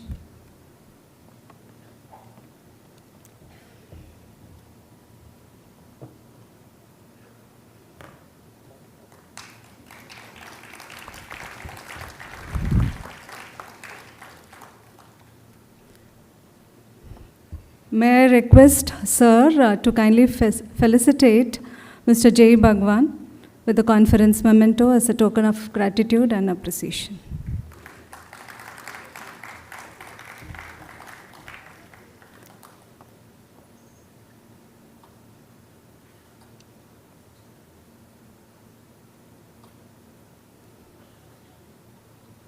May I now request Dr. Praveena to felicitate Professor A. Sheshadri Shekhar with a memento as a token of our gratitude for all the extended support.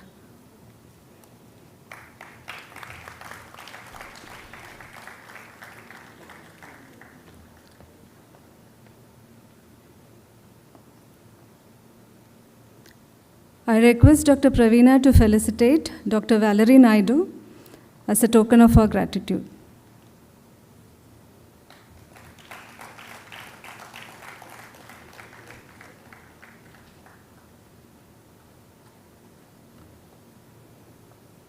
Thank you. So as we conclude the inaugural ceremony, it is time to express our enduring gratitude to everyone who has made this event possible. It's my privilege, and in between I'm Dr. Devasena, Chief Technical Officer of Global Sanitation Center of Excellence of IIT Palakkad and also the convener of Icnss 2026. It's my privilege and honor to propose a vote of thanks on behalf of GSCOE and IIT Palakkad. At the outset, I extend a heartfelt gratitude to our chief guest, Srimati D. Tara, IAS Madam, for accepting the invite, though she is not here today to grace this occasion due to her demanding schedule. Madam's inspiring vision on strengthening urban sanitation and sustainable infrastructure in India were very critical and much needed. I sincerely thank our guest of honor, Dr. Vishal Chaudhary, sir, for the encouraging words and for highlighting the pivotal role of science, technology, development, and innovation in addressing not just sanitation challenges, but also many other challenges India is facing. We deeply appreciate the continued guidance and support from the Office of the Principal Scientific Advisor in fostering transformative research and innovation. A heartfelt appreciation goes to our distinguished international guests, Dr. Najib, Dr. Valerie Naidu, and Mr. J. Bhagwan. Thank you, Dr. Valerie and Mr. J, for traveling to be with us and for sharing your invaluable perspectives. Your participation underscores the importance of international collaboration in advancing sustainable and climate-resilient sanitation solutions. Undoubtedly, Dr. Najib will be missing this, but anyway, we would be sending all the proceedings to Dr. Najib through the Gates Foundation representatives here. I express my sincere gratitude to our respected director, Professor A. Sheshadri Shekhar, for his visionary leadership and unwavering support in nurturing the ecosystem of excellence at IIT Palakkad. His encouragement has been instrumental in enabling Global Sanitation Center of Excellence, to emerge as a leading center for sanitation research and innovation. Thank you, sir. I would like to extend our appreciation to Dr. Praveena Gangadharan, Conference Chair, Project Director of the Center of Excellence, whose tireless efforts have been central to organizing this conference in the way we wanted. This conference would not have been possible without the support of our valued collaborators, partner institutions, sponsoring organizations, the International Water Association, members of the scientific and organizing committees, reviewers, session chairs, speakers, exhibitors, and all our delegates from India and abroad. Your contributions have will be enriching this conference and strengthen the global dialogue on non-sewage sanitation systems. We gratefully acknowledge the unwavering support of our knowledge partners, Water Research Commission, South Africa, the Gates Foundation, whose commitment to advancing sanitation innovation has been instrumental in strengthening the collaborative initiatives in this sector. We gratefully acknowledge the generous support of the ANRF, Anusandhan National Research Foundation, and all our platinum, gold, bronze, and affiliated sponsors. We also extend our sincere thanks to the Dasra team for their continued partnership in fostering innovation, building collaborations, and supporting the sanitation ecosystem in India. A special word of appreciation goes to the faculty, researchers, project staff, administrative teams, volunteers, and students of IIT Palakkad and the Global Sanitation Center of Excellence. To mention Advisor Unni Sir, Registrar and Office of Registrar, Office of Director, Dean Academics, Dean Admin, Dean Infrastructure, Dean Students, Dean ICSR, Associate Dean ICSR, Faculty in charge of International Alumni Relations Office, Office of IAR, Assistant Registrar ICSR, Office of ICSR, EWD, Engineering Works Department Chair, Office of EWD, Chairman Media Cell and Team, CCE, Center for Continuing Education Chair and Office of CCE, CET Chair and Office of CET, Hostel Management, IPTF and TechIn, security, volunteers and support team who worked tirelessly behind the scenes. To everyone who contributed, whether it is in planning, coordination, logistics, hospitality, technical support, or execution, your commitment has been invaluable. If I have missed acknowledging anyone by name, please accept my apologies and heartfelt thanks. This conference is truly the result of your collective effort and unwavering support. Finally, I thank each one of you, our delegates, participants, for your enthusiastic presence and active engagement. This is what will truly make Icnss 2026 a vibrant platform and knowledge exchange, innovation, and collaboration. As we begin the technical sessions over the coming days, I hope this conference inspires meaningful discussions, new partnerships, and innovative solutions that contribute to building a more sustainable and resilient future for sanitation. Thank you once again for your presence and support. Before I conclude and leave this place, may I request all our delegates to kindly remain where you are for the group photograph. There's no need to move. We promise the camera will find you. May I invite our distinguished dignitaries to please come forward to the well area in front of the stage for the official photograph. Our volunteers will be happy to guide you. Once everyone is in position, we will just take a couple of quick photographs with your brightest smiles.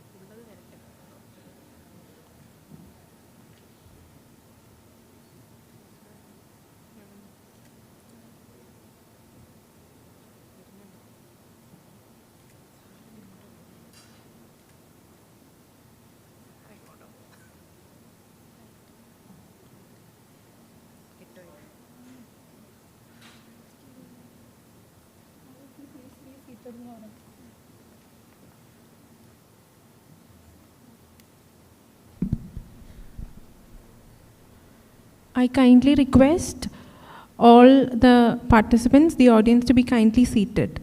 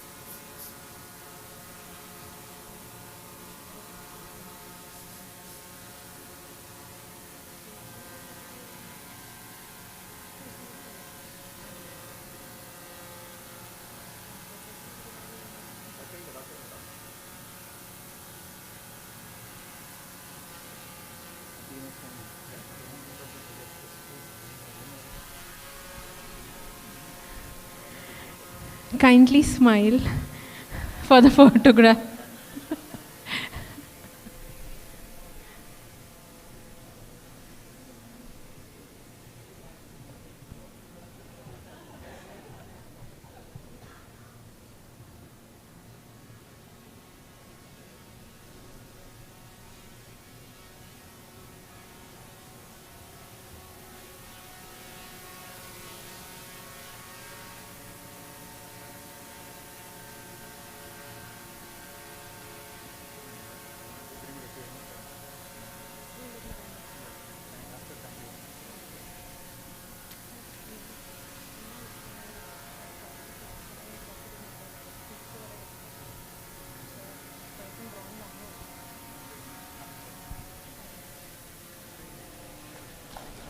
Thank you.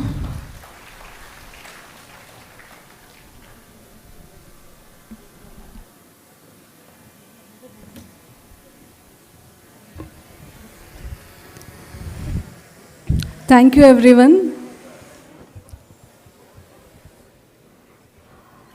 The refreshments are served on both the west side and east side of the auditorium. We will reconvene here for the key plenary session, which will begin promptly at 12 noon. Thank you. Enjoy the refreshments, and we will see you back here very soon.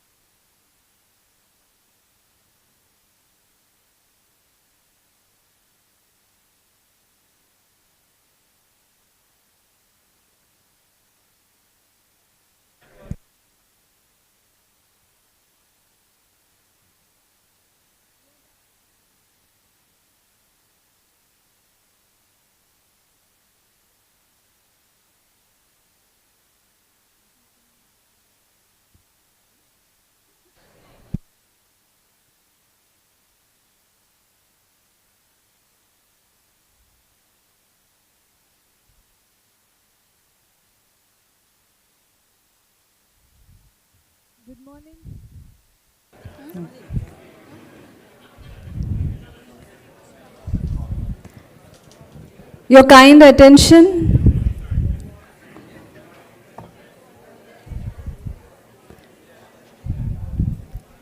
Hope you all had a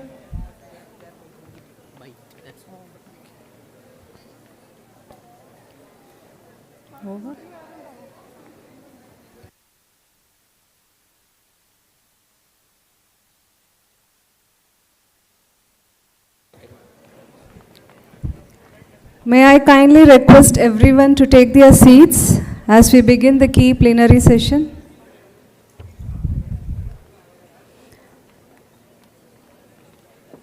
I request volunteers to do the needful.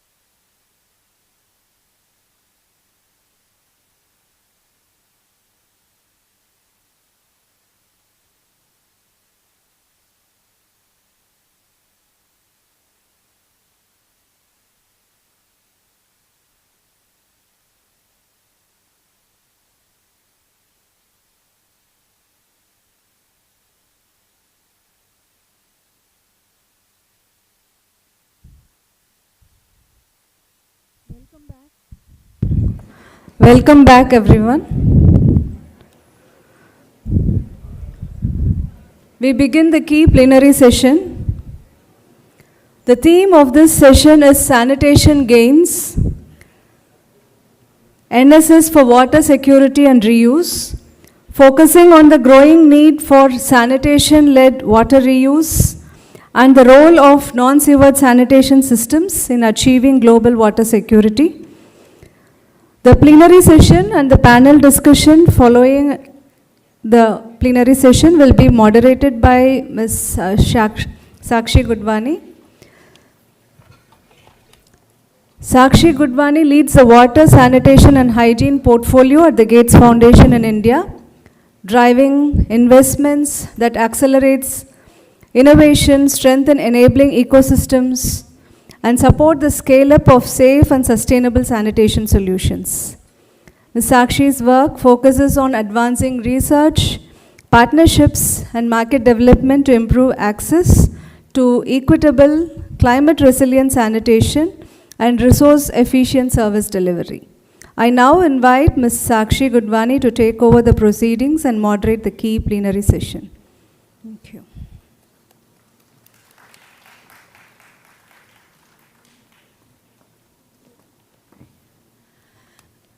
Oh, this is for me? Thank you. Oh, thank you. Right. I did not expect this, but thank you. You can hear me well? Am I too loud? Am I too... Okay, this is fine.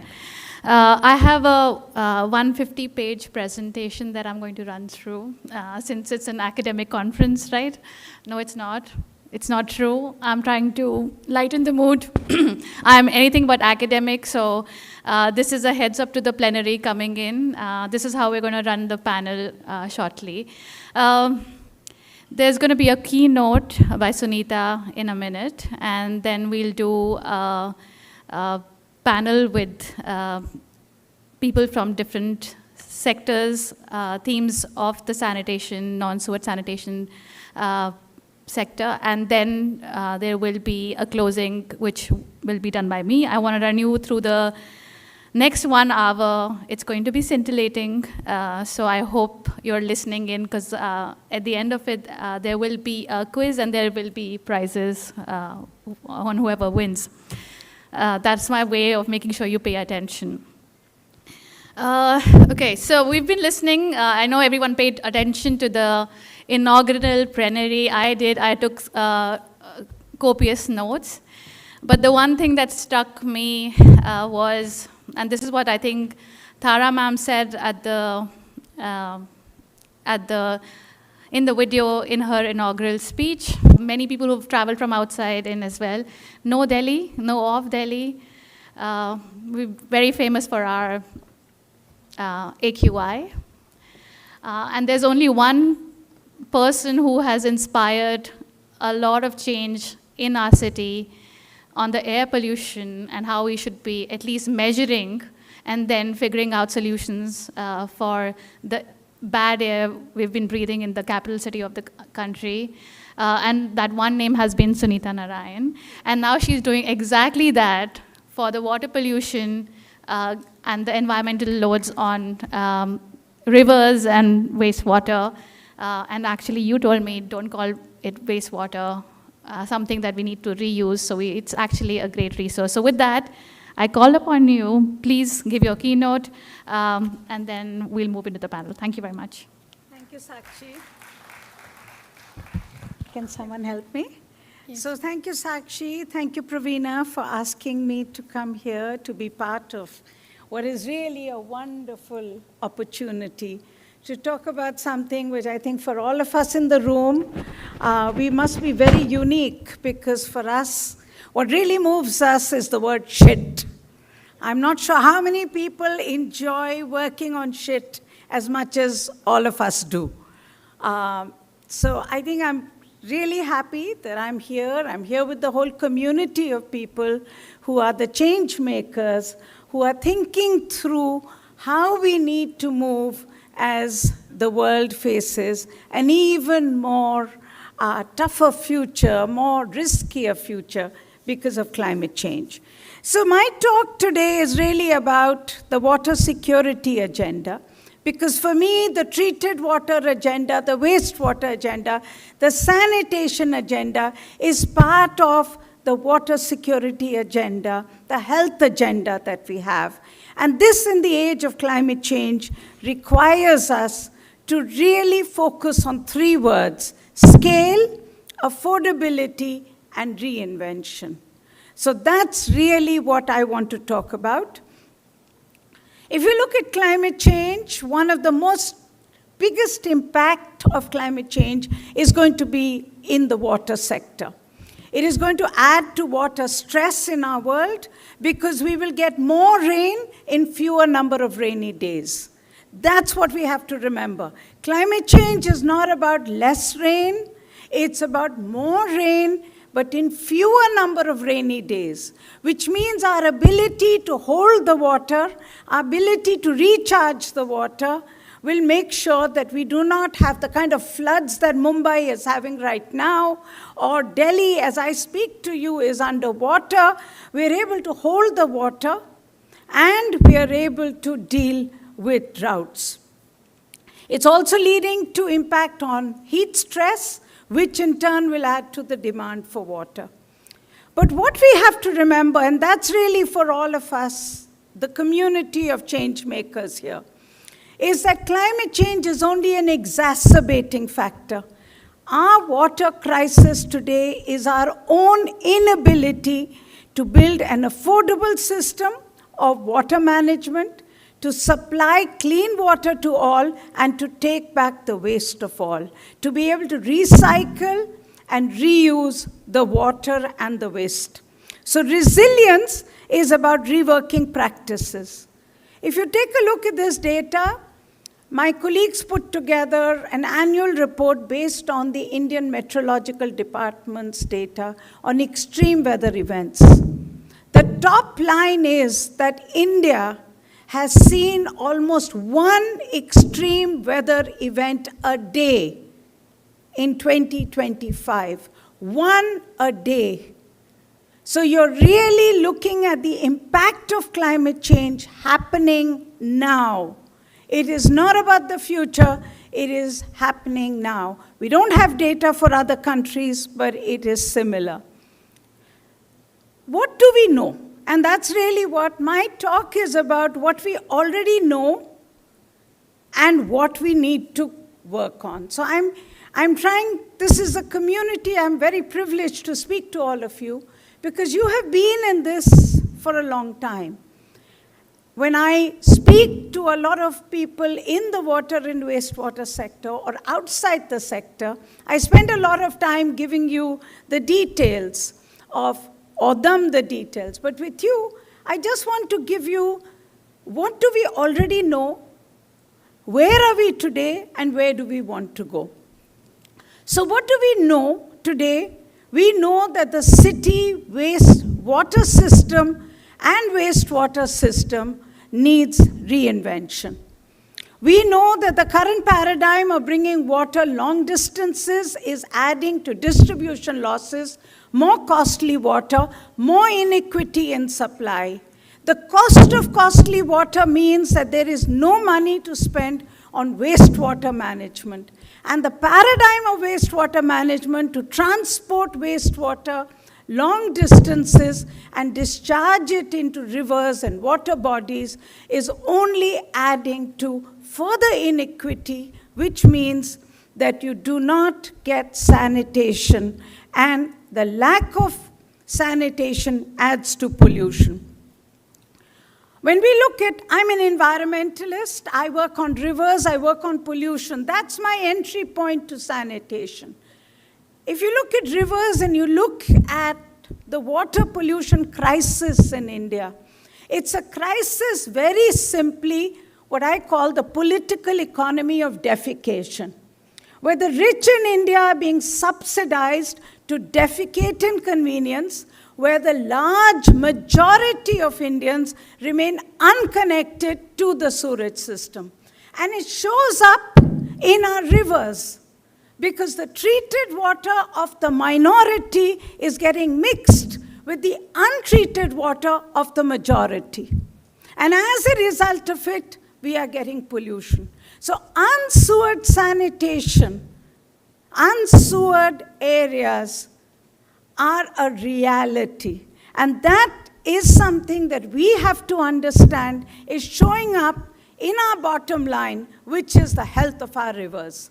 The hydrocide, the deliberate killing of our water bodies that we see is because we have not understood the reality of our country, which is the majority are unsewered, or we have now. So as we have learned this, and I'm talking particularly about the community of people here, we have all done, I know, shit flow diagrams. We have done them for city after city, and that has brought out a very clear fact, what Tara talked about this morning, which is the majority of Indians live on on-site systems. Connected or unconnected septic tanks, formal, informal collection systems, and unregulated desludgers. Something I'm doing wrong, huh? I thought I was jumping too much, and that's why this was making a noise. It wasn't me, Roshan. Roshan is very quick to say, all because Sunita is jumping. I'm just trying to see all of you. So given my height, if I'm behind this, I don't get to see you all. So I am standing here so that I make sure I have eye contact with all of you and I know who's sleeping. So the good thing is, and this is really where we are today, the reality was reimagined. And this is something that we, I think, in this room have contributed, all of us, that this understanding that the bulk of India is on-site system, that we needed to reimagine this, not to think that modernity was about an underground system, but that modernity was about clean rivers and about scalable systems which could move us to safe sanitation. And as a result of it, fecal sludge, which we know today, the system is not about setting up an FSTP. The system is actually about changing the conveyance of the excreta. It is not about building infrastructure of underground sewerage. The big systemic change that has been made is to accept that these informal, these septic tanks, these on-site systems are our reality. The objective is to intercept the waste of all, and to do that, the faster way is to regulate what is already happening. I believe an on-site system has the perfect NIMBY, not in my backyard syndrome. If it overflows, I will call a desludging company. And that's what happens in our world. Nobody wants to live with shit inside their homes. So the question then became how to regulate them, how to take them to treatment plants which were deliberately designed for reuse. So the idea was not FSTP. The idea was the ability to move the sludge as fast as possible for treatment, and to do that in a way that it is inclusive because of it is affordable. It can scale and it can provide sanitation for all and health benefits. Now this learning has led to policy and practice change. And we are all very proud of the fact that the SPM 2.0 guidelines have moved the needle on this in a very big way to say it's no longer about setting up sewage treatment plants. It's about the amount of waste you will intercept and the reuse of treated water. The government of India has accepted the word wastewater should not be used. It should be treated water. And states are now moving. We have a list of states which have moved and new states which are joining. And the reason is not because they believe in non-sewage sanitation. They believe in non-sewage sanitation because it is scalable, it is affordable. I call this the mobile phone revolution once again. So when we were all growing up, at least when I was growing up, and I'm old at this game, getting a telephone line in India used to be getting somebody to sign off. I would have had to go to Mr. Suresh and ask him to sign off on my request for a telephone line. Today, all of us have mobile phones because we changed. We went to the satellite. It's the same thing with sanitation. So the sanitation story is not about going backwards. Sakshi made that very clear. It's about an aspirational change where we are actually moving faster forward. And the idea is we can make sure that we can connect everybody. And if it is inclusive, it will be sustainable. That has to be our mantra. Without an affordable and inclusive solution, it can never be sustainable. So where are we now? And what is the agenda? Let me put to you what I think are some 5 pieces of agenda that now need to be worked on by this community. I have titled this slide very carefully to say, the question for us is not non-sewage sanitation or not. That is no longer the question. The question is, how to make it work. And our focus has to be on the agenda to make it work. In that, the first biggest challenge has to be the capacity utilization of treatment plants.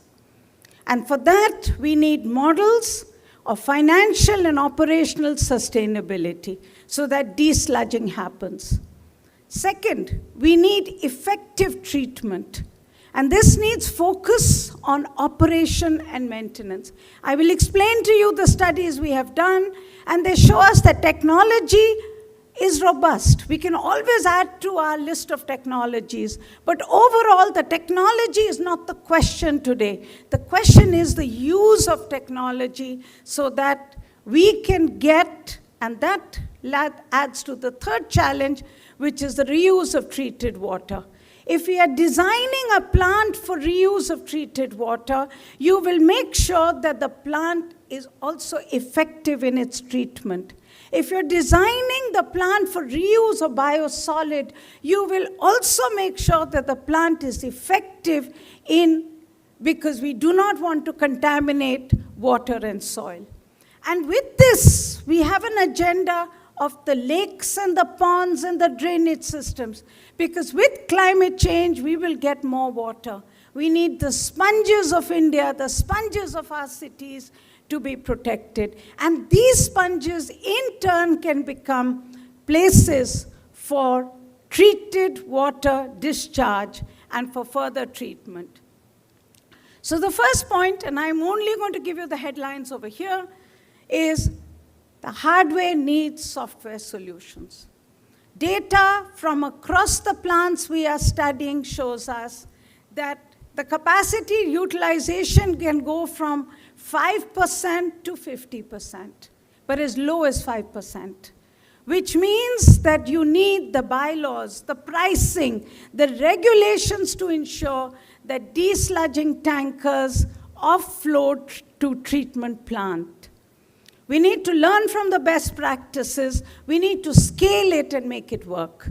This is to be an agenda. And I'm saying this because for many Indians in this room, we have a classic story of these STPs, sewage treatment plants, which if you look at the CPCB's database on STPs, you will find they are built but not utilized. And you do not want that to happen with the plants that we want to see succeed because we believe that inclusive sanitation is the way to go. The second is the operation and maintenance protocols in plants. When my colleagues, and 3 of them are here in this room with you from the CSC laboratory, when they evaluated FSTPs, co-treatment, as well as STPs across India, we found that the technology per se was robust. The real challenge was in operation and in the standard operating procedures we needed for oversight. The challenge to keep innovating technology obviously is there.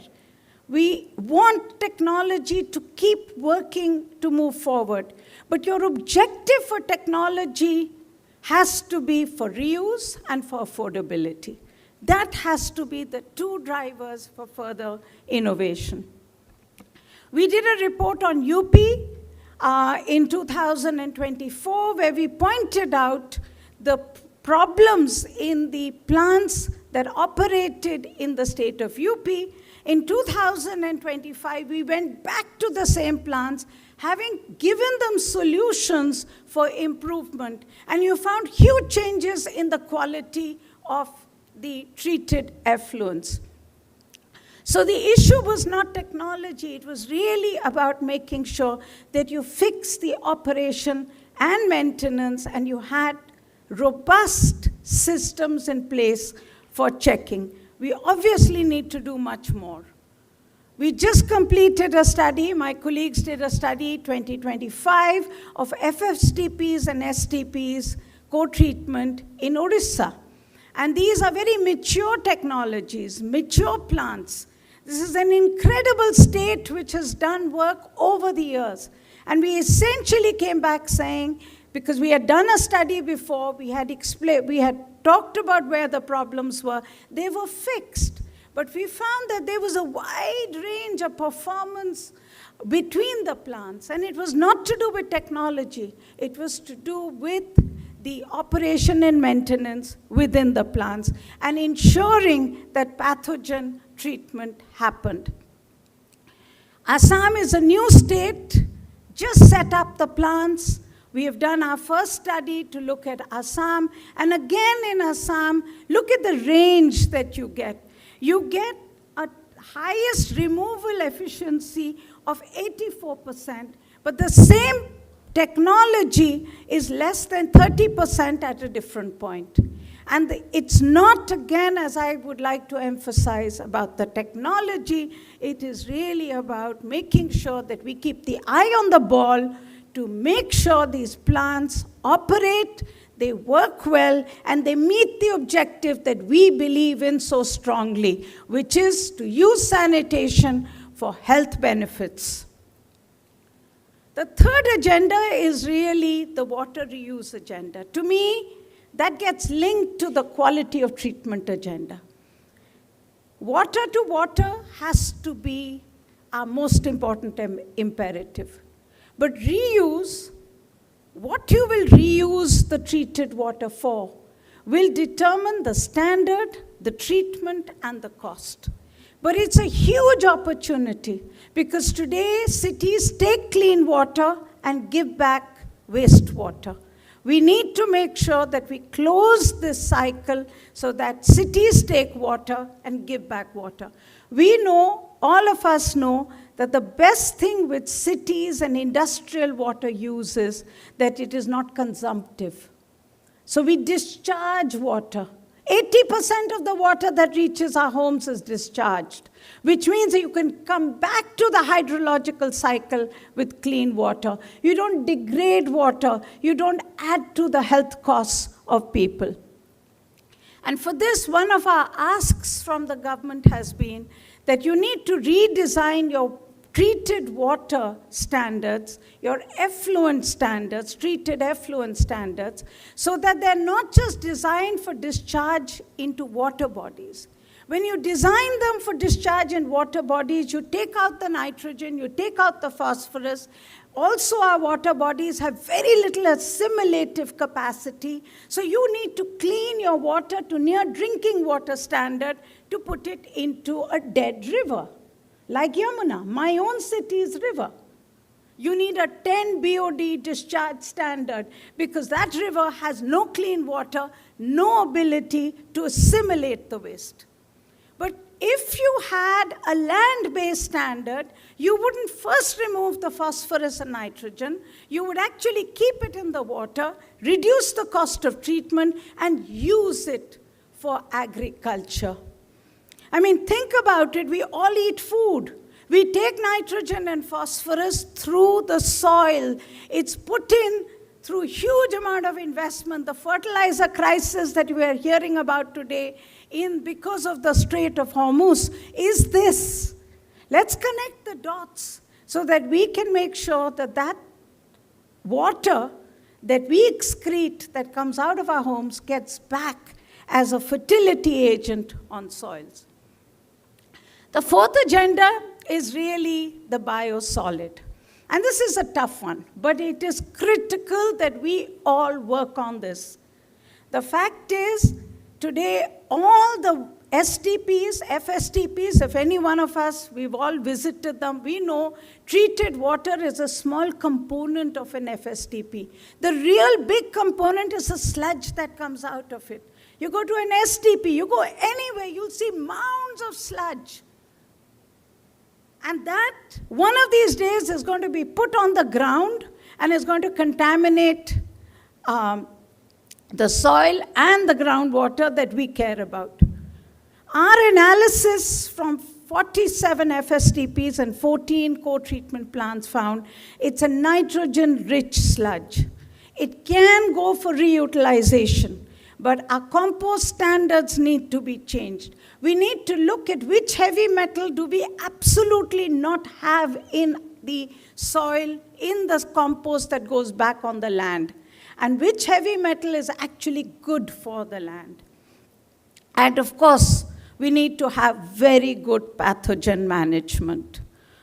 We just completed a study, my colleagues, in Rajasthan of the OP plants. I'm finishing, 2 minutes. Of 39 plants using the pyrolysis technology. Again, the analysis is that these end products are treated effluents and biochar, which are effective soil agents. They lock in carbon as a stable soil conditioner. But again, if the plants are working under capacity, if there is no operation and maintenance in the plant, you get poor quality output. And that is where our focus will need to be. So both on the standards, and standards I hope will drive also the quality of treatment that needs to be there. I believe one of the big areas of practice that we should really be looking at is peri-urban. I mean, you know, when you talk about, I come from Delhi, so if you talk about Delhi, everybody believes that we are connected to an underground sewage system because we live in what I call Luta in Delhi. For people in India, you will understand the joke that I'm making. It's not Luton's Delhi, it's Luta in Delhi.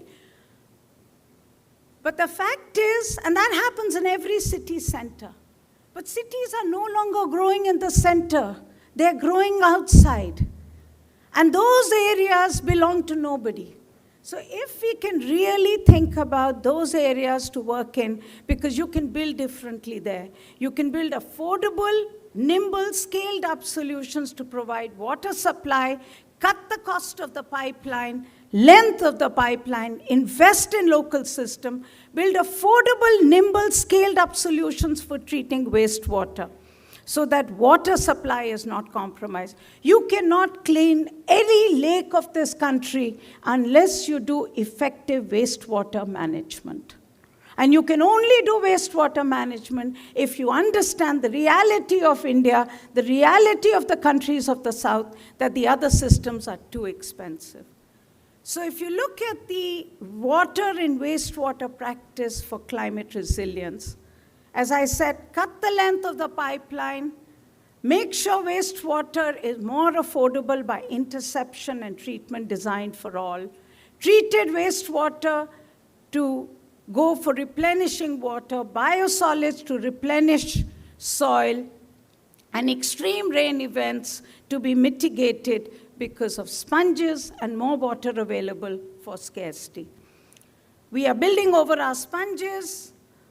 Each one of our sponges needs to be rebuilt both for water security and for wastewater management. This is the climate resilience framework as we move ahead.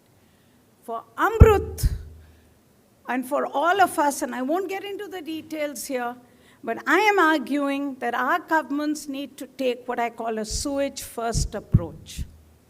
In all programs of government, we need a sewage-first approach, where you prioritize sewage management, including total interception from households, and then you look at water supply. And the reason I'm saying this is that water supply is something that every politician cares about because it is something everybody feels.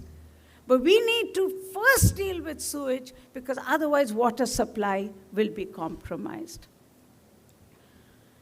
Finally, we need to do this because we all live downstream. The fact is, if you look at that red dot there, that is my city of Delhi. 22 kilometers of the entire stretch of the Yamuna.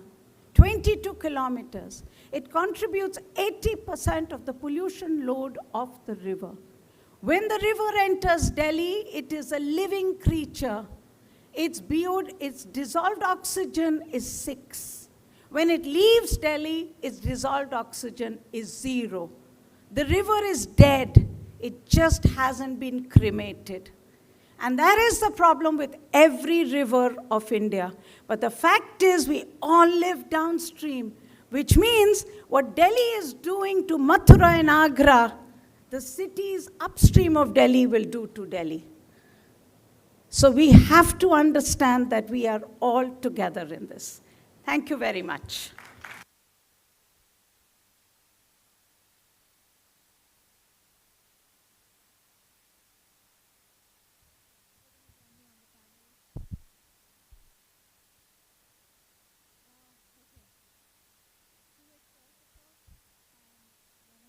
Oh, thank you. You couldn't hear me, could you? Right, but thank you for setting the agenda on the sewage first approach and also leaving us with a dark thought about Yamuna needs to be cremated because it's dead.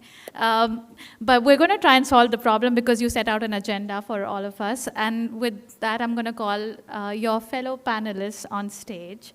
Nupur, if you can join us. Nupur is the fellow of the International Water Association and serves as an elected chair of IWA India, also as a member of National Committee for Center Pollution Control Board and the FICCI and ICC water committees. Please join us on stage.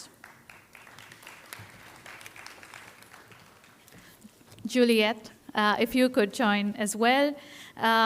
Professor Juliet leads applied research addressing social justice and supporting sustainable development, and she's been a long-term expert and partner to the Australian Development Programme, bilaterals and multilateral agencies, including UNICEF and the World Bank. Thank you for joining us. Kavita, come up.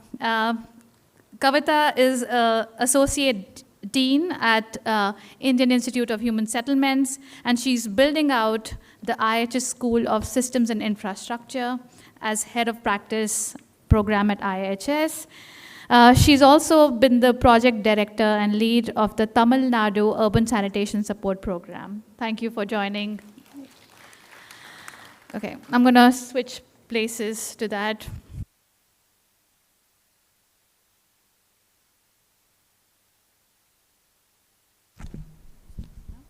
All right, okay, thank you. I just want everyone to take a minute and look at this breathtakingly intelligent and beautiful panel that's on stage right now. So I hope you're listening in because we're going to solve this problem together. Sunita, you set up the agenda very clearly for us, but I'm going to pick your brains first, Professor Juliet. We are struggling in terms of still trying to crack into influencers, decision makers, and stakeholders on how non-sewage sanitation is critical, essential, not a stopgap arrangement, and needs to actually be looked at as a complementary solution, if not the aspirational solution, but at least a complementary solution. And we're losing salience in the climate resilience, water security game. So I want to ask you a few recommendations, because you're kind of in those committees, in the global discussions where this change is happening.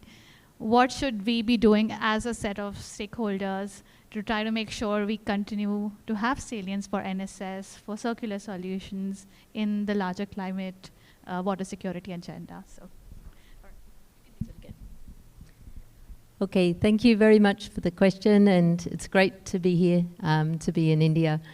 So what do we need to do? I think for climate change, and in terms of narrative and arguments that we make, we need to be shifting from the idea of incremental adaptation to the idea of transformative adaptation. And what you heard Sunita describe is transformative adaptation.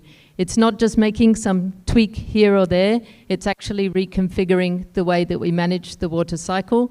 And if we can demonstrate that the biophysical limits that we're hitting, whether it's pollution, whether it's water stress, any of these that come with climate change, we need to show that we need a complete change, not just an incremental change. So I think with that argument, we can make progress from a better starting point. But I want, on the specifics of how we make the change, I want to set us a few questions on this question of circularity. I think we're all agreed in principle. It makes sense. It makes sense from so many different perspectives. But there are also some areas that we maybe haven't thought enough about. The first of those is septic tanks. We spend all our time and energy talking about how we will move the sludge from the septic tank, but what about the effluent? So the effluent, normally, as a septic tank is designed, should then have a drain field to go into the ground. How often do we see that in the cities in India, in the cities in Indonesia, in the cities in Vietnam? Only for a small proportion of systems. So the reality is that effluent mostly is going into the drains. And a septic tank does not fully treat that effluent. So we're bringing, even if we treat the sludge, we take it in trucks to the FSTP, if we don't also consider the effluent, we won't have solved the problem. We won't have the pollution reduction that we're hoping for. And that's, again, takes us back to bigger scale change. And we heard from Jay, starting point, let's work on FSM, and as I'm saying, also work on what we do with the effluent, but maybe we need bigger technology change to allow us to reuse. And for me, I think we maybe, I know there's reinvent the toilet and a focus on household scale.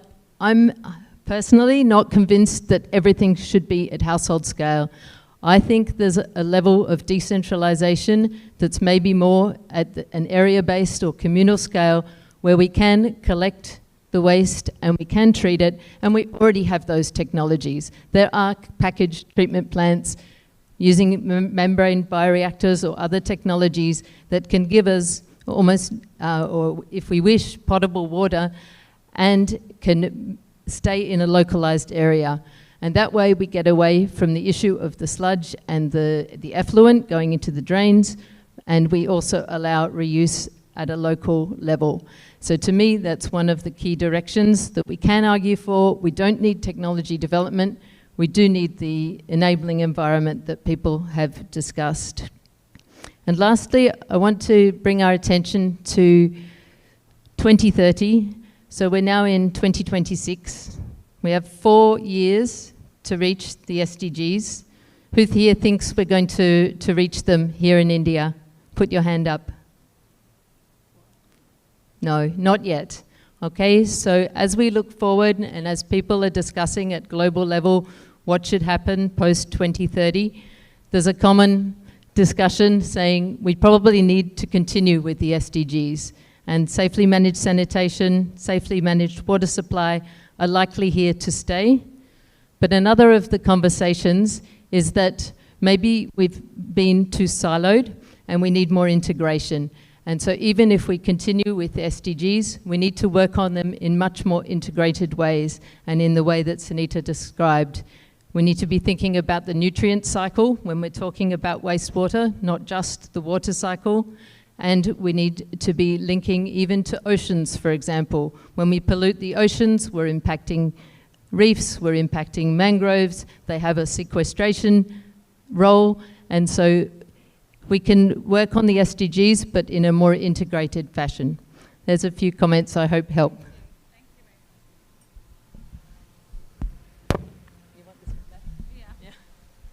We're going to make do. Thank you. Actually, I agree with you. We don't have to have household solutions. We need to have household access and user interface for sure, but the treatment solutions can be at different scales. So I think that's also, as long as they're not necessarily only sewer, at different scales makes sense, and the way cities are developing, you will need a set of sewer systems, you will need a set of decentralized treatment plants, and you need community level solutions, and maybe hopefully a back-end treatment solution at a household level. So everything is in play. I agree. But I think what you said about, we need to stop from incremental to transformative is what we need to focus on. And there are solutions in the market, the package STPs, et cetera, that are solving or trying to solve for the effluent, the liquid effluent issues. And that kind of brings me to you, Nupur, because you spoke about a little bit, okay, I can talk about a technology that's maybe a game changer, and well, maybe the drone is capturing the conversation right now, but technology that's a game changer, that's different from septic tank, that can solve some of the challenges Juliet talked about. Do you want to share a little bit on what you had in mind, and also with the lens of how to kind of use that to move the policy along with it? But that's for you.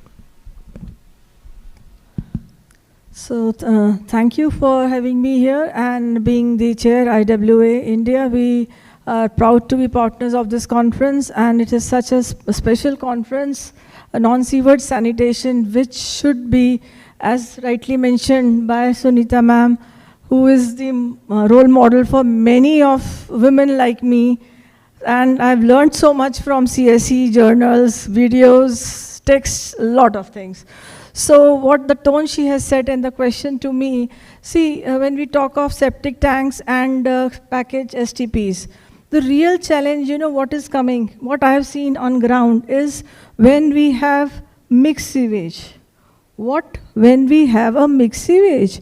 Because sewage is not alone in India. And particularly the conventional technologies, they separate grey water and black water. So this is a second challenge.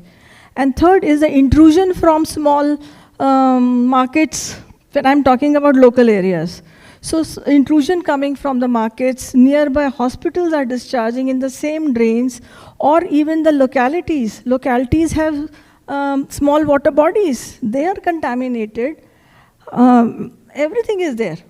So therefore, we have to look at this innovation here in the space where we are talking of mixed sewage. So here is our work. I'm fortunate enough with a team, I could develop a solution where advanced oxidation interventions, where we are using UV photocatalysis on ground to treat the mixed sewage. So here the USPs of the technology, when you talk about it, is such that you are not using chemicals, you are using such materials which are UV light active. So when UV comes into picture, definitely the disinfection is gone. We have proven and published results on treatment, complete removal of micropollutants. So these are the areas, because we are talking of reuse, which is the most important component.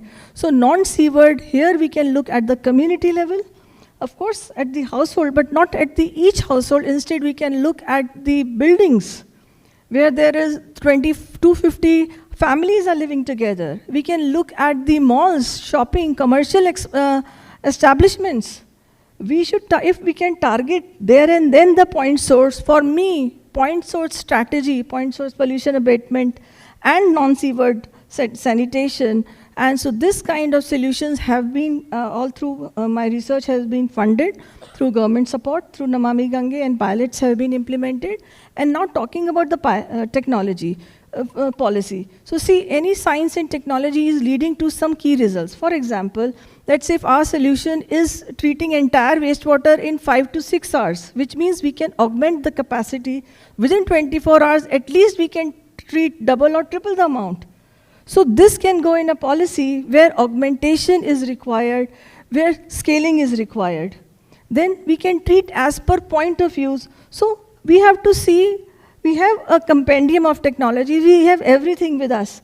But how to translate those scientific outcomes from a technology into a policy? So this is something which we have to see, and looking at the mixed sewage or the effluent streams which are coming together.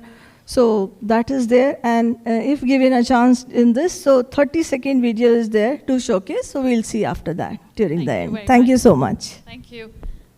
This is working, right? No, but great to hear that you're looking at some of these new advanced technologies, especially knowing the context of India with mixed sewage, etc. And you said that we need to think about translating things into policy. But I want to move to your left, to Kavita, because actually she's done that a lot around in the way Tamil Nadu has moved on the sanitation game, right? So, of course, sewer networks, gold standard, that's what Tamil Nadu had always focused on. And you and the team from IHS came along and said, okay, let's look at complementary treatment systems, centralized, decentralized, need to cover different pockets, institutions, horizontal settlements, etc. But it has come not only as a technology answer, but also what needed to change in the policy regulatory architecture. So I'd love to hear that as we go to more non-SWORD and as we go to more maybe point of pollution generation, more non-SWORD, more on-site, what lessons can we draw from your experience that we need to start thinking about now? Sure. Thanks, Sakshi, for that. Okay, I'm okay, right? Yeah, all right. So just to give a starting point of where, so I'll tell a little bit of the Tamil Nadu story and then come to the lessons. And if I look back, where did the government of Tamil Nadu start? They said safe sanitation for all now. And so safe, so it's not any solution, but it's for everybody. We are behind on the SDGs. But now, not 10 years from now when we will get money to lay down that sewers or operate it, God knows when. And I think we came in and the foundation came. And the foundation came in by saying that, okay, and they also realized that FSM at that point, but more broadly, non-SWORD sanitation was part of the answer. And I think that ethos, that it is not a particular technology, it is always will be, given our diversity, a mix of technologies and a mix of solutions that drove Tamil Nadu forward.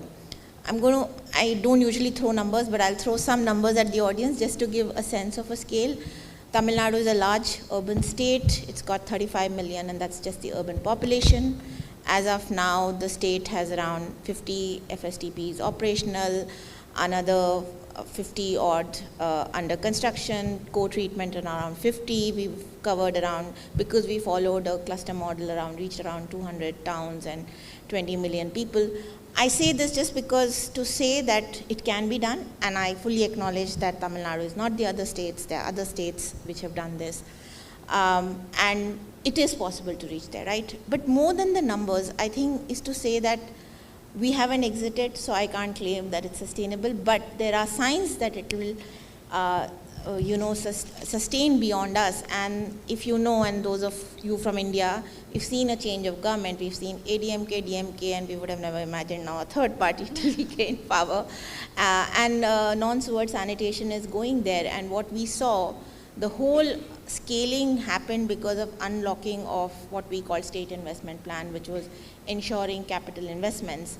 And then there were a series of bylaws and MOUs and government orders, which I don't want to get into, which happened with finally changing of the act itself. The act that was amendment was not a sanitation act, it was an urban act, which basically said, which actually said that the government is responsible for not just for either toilets or sewers, but for any kind of sanitation. And the government officer doing it in a moment of candidness said, I don't know why I'm doing this, because doing this means I can be taken to court. And that was the point. And that is the point, that sanitation and not just toilets are the responsibility of the government. So that's the story. So very quickly, what are the lessons? I think first is that, which has been said by everybody, but I'll reiterate that it will always be a mix of solutions. I do think that non-SWORD solutions of different kinds will be a predominant aspirational solution, but even that will have different technologies in it. And I still think we have to understand that the question is not only which technology, but what is the right mix of systems and technologies that work in a city. But coming to scale, I think rest of the reflection, two reflections on scale. One is that the biggest lesson, and thanks to the foundation and the government, scale is not an afterthought, right? It is not something you attach after a solution has worked. And I think one of the people earlier said pilots never fail and never scale. And what that really means is that you do pilots which are perfect, which then fail. And then we say that the solution has failed the system. You say system has failed the solution, but actually it is that solution has failed the system because you never designed it keeping the system in mind. And the point being here is that when you think of scale from the start, you acknowledge that that solution has to go and live in the system. In our case, it's with the government, but it could be the community. If you're looking at community level things, it could be communities, it could be apartments. So this, whatever the system it is to go and survive there. And so that means you do a lot of things which are not just for the sanitation sake, right? It could be capacity building, awareness, regulation, etc. Second reflection is, what is scale, right? And I don't think scale is just take a solution and hope to God that it will go to 500 places. No, it is changing the systems. And I think Sunita spoke about it, that it is, what is the system? So one, there's a physical system, that there is a treatment plant, it needs to operate, for God's sake, or the waste needs to go there, the conveyance. Juliet spoke about affluent. So first of all, there is the physical chain, and I want to say that no matter what technology we do, even if we do a fully on-site thing, there will always be a physical system around it, and we have to use that, and there will be nuances of that system in every city we go to, and we have to figure out how. You cannot customize it city by city, but you have to see how it can adapt. Second is there is an entire system sitting behind that, right? There is the regulatory system, there is the governance system, there are people behind it, all of that. And so a lot of our work was actually much beyond sanitation. So it was capacity building, regulation, behavior change and I mean, it's a whole lot of things, right? And so we have to say that it's not just about scale, it's about systems change. And the final thing, because I can't go without not saying it, and I think we haven't spoken much about it, is to really recenter the inclusion agenda, right? Because whatever system we have, whatever technologies we have, we are going to have workers who will operate that. We are going to have users who are going to be all different shapes and sizes. We are going to have professionals who are different kinds, and we need to keep that as we move. Thank you. Thank you, Kavita. Very useful lessons, and we'll need a longer session maybe in the evening to see what we can do for the NSS work from those. But you said it, pilots never fail, pilots never scale.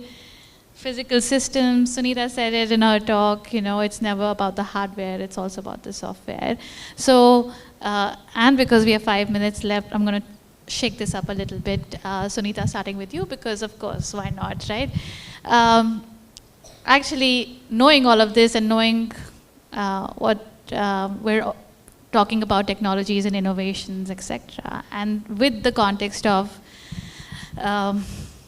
softer aspects being thought of later or never being thought of, what's your advice to the Gates Foundation on what we should be doing beyond focusing on our reinvented toilet technologies? I know my colleagues are here, but I'm going to take this liberty nonetheless to ask this feedback from you. Thanks, Sakshi. It's a question I've been dying to be asked. So, thank you. Oh, you wait. I'm coming to all of you. Don't worry. So, for me, the reinvent toilet is part of the larger story of sanitation. You can't take it out of that larger story. It's a very important part of it because it helps us to understand what can we do efficiently with human excreta in a way that it is affordable and in a way that it does not pollute. That is really what the mission is. But the larger story, and I have a feeling today, and my advice really would be, you have gone a long way. I mean, 5 years ago when we were sitting together in this room, we would have been struggling to find out the word non-sewer sanitation and what it meant. Today, there is no resistance against it. It is understood that this is the way to move. Now, if this is the way to move, you're simply asking, in my view, for 3 things to happen. You need to design standards for reuse.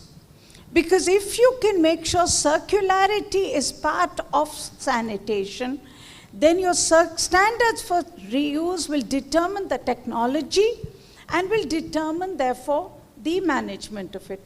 I think we need to be technology agnostic, which is what I'm hearing from all my colleagues in this panel. We have to be about pollution abatement, about health costs, and about cost of sanitation to all. And my only advice would be, you have really, I didn't think it was possible, and you and I have been together fighting the system and the resistance against this idea, because this idea is just too simple, it's too delicious, because it is so simple. Okay? Everybody wants it to be more complicated, And there's also huge cost involved when it is complicated. We still have not won over everyone, but we have broken a lot of barriers. The next 5 years, in my view, are critical. Make sure that we can make these successes flourish. Tamil Nadu, what's happening in Orissa, what's happening in UP, what's happening in Assam. We make sure that they don't become white elephants, that each one of those technologies is used for effective management, that it becomes part of that answer that we can give to the world, that this is a big, scaled up, from that point of view, solution which can really be about why because it's inclusive, it is sustainable. Because it is affordable, it is sustainable. So my advice to everyone here from the Gates Foundation is, you have really started a revolution. This is not the time to walk off. Okay, thank you. We needed to hear that.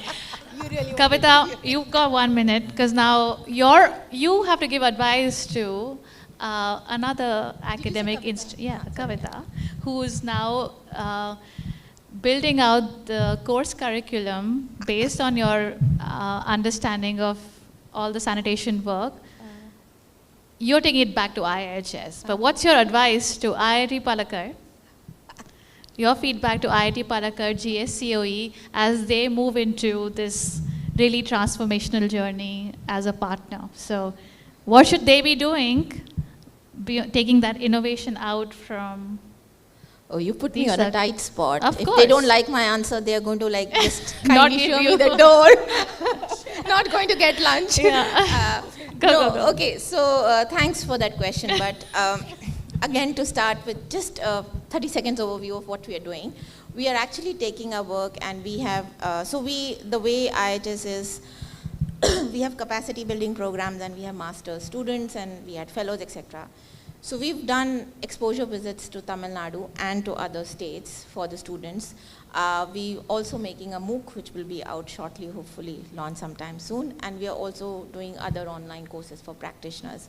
Now, the thing that is coming out from that is that even at the end of the course, on a very theoretical question around infrastructure, we are asking students the concepts of publicness, heterogeneity, etc., etc. They're answering that question through what they have seen on the field, right? And that is a lesson that you are able to communicate through the work, right? Now to take a step back and say why we are doing this, and to talk a bit about IHS. So I joined IHS when I was very young, and I did not realize it was a very political project, and which is asking the question, whose knowledge counts?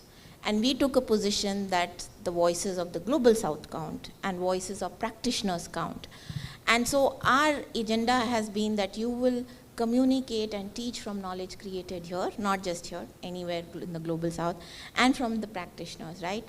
And for us, TNUSSP was a very good experiment, because we have actually been able to take that back and feed that and see these changes live. So I guess the advice for everybody here is, I think we've all done wonderful work. And to add to what Sunita said, that look at how far we've come, but look at how far we have come also in terms of knowledge. We are debating what kind of technologies, we are debating what kind of desludging, we are debating things like should the affluent be there or not.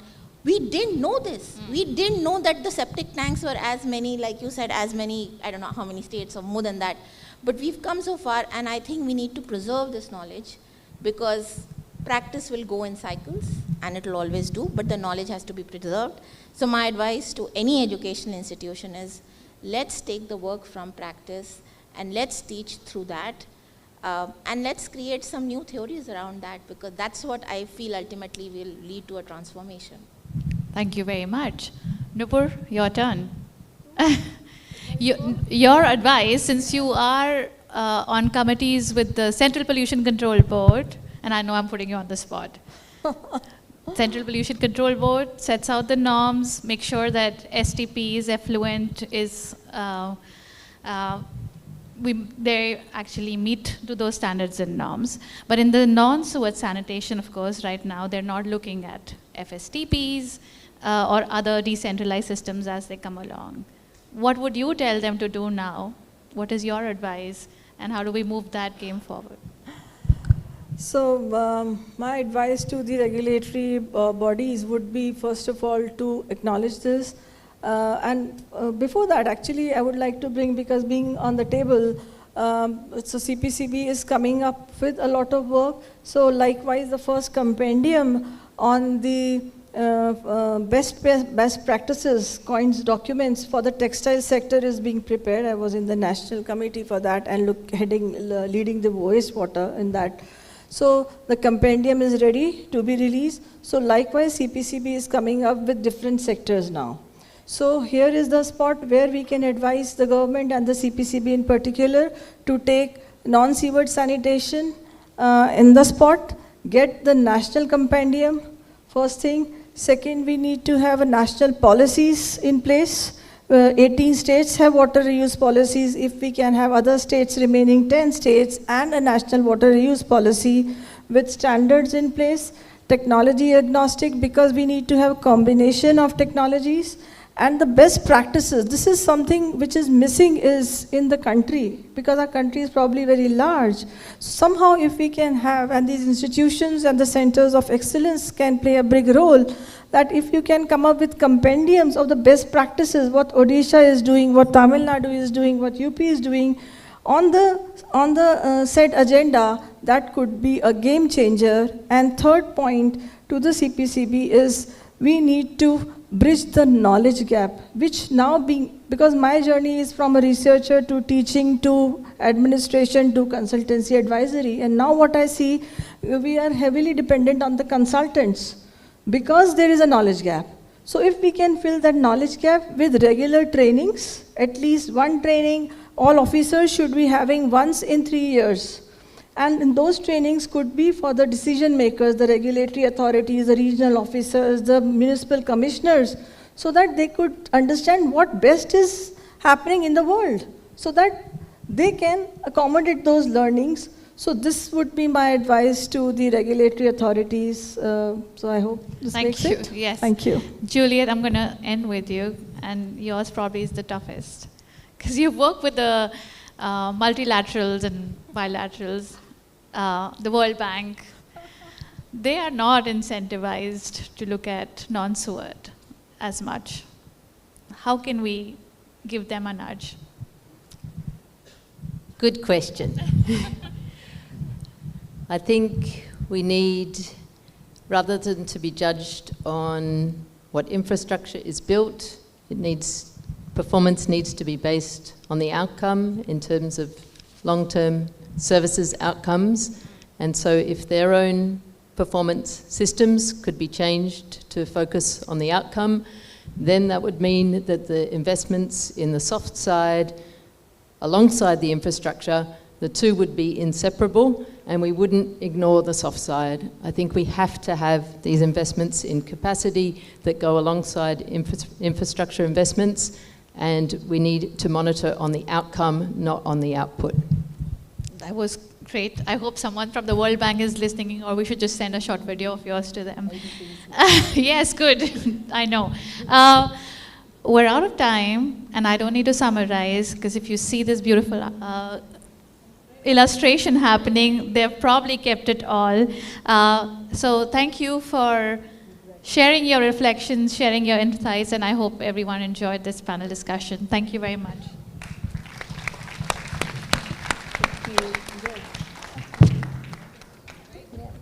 Thank you, Ms. Sakshi and the delegates for the enriching plenary session and the panel discussion.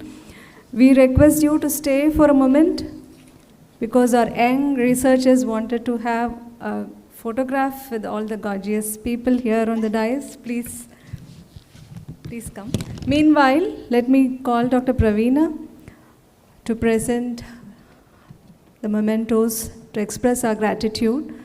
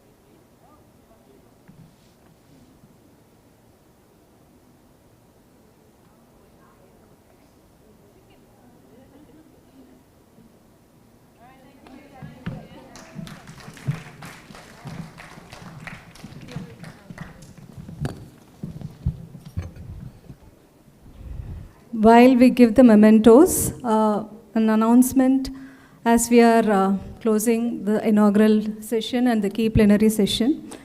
Lunch will be served near the Saraswati Academic Building at the Sahyadri campus, where the rest of the conference would take place.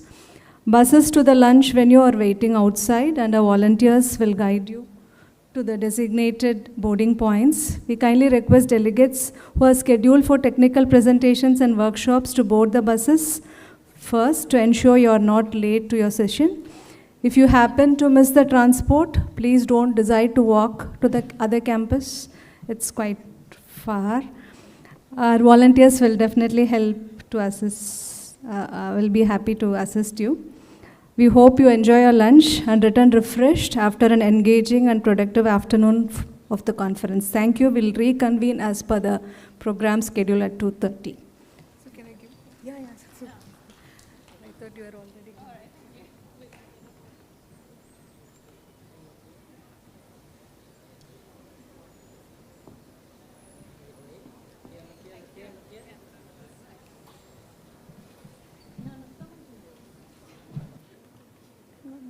Thank you. Sorry, I tried.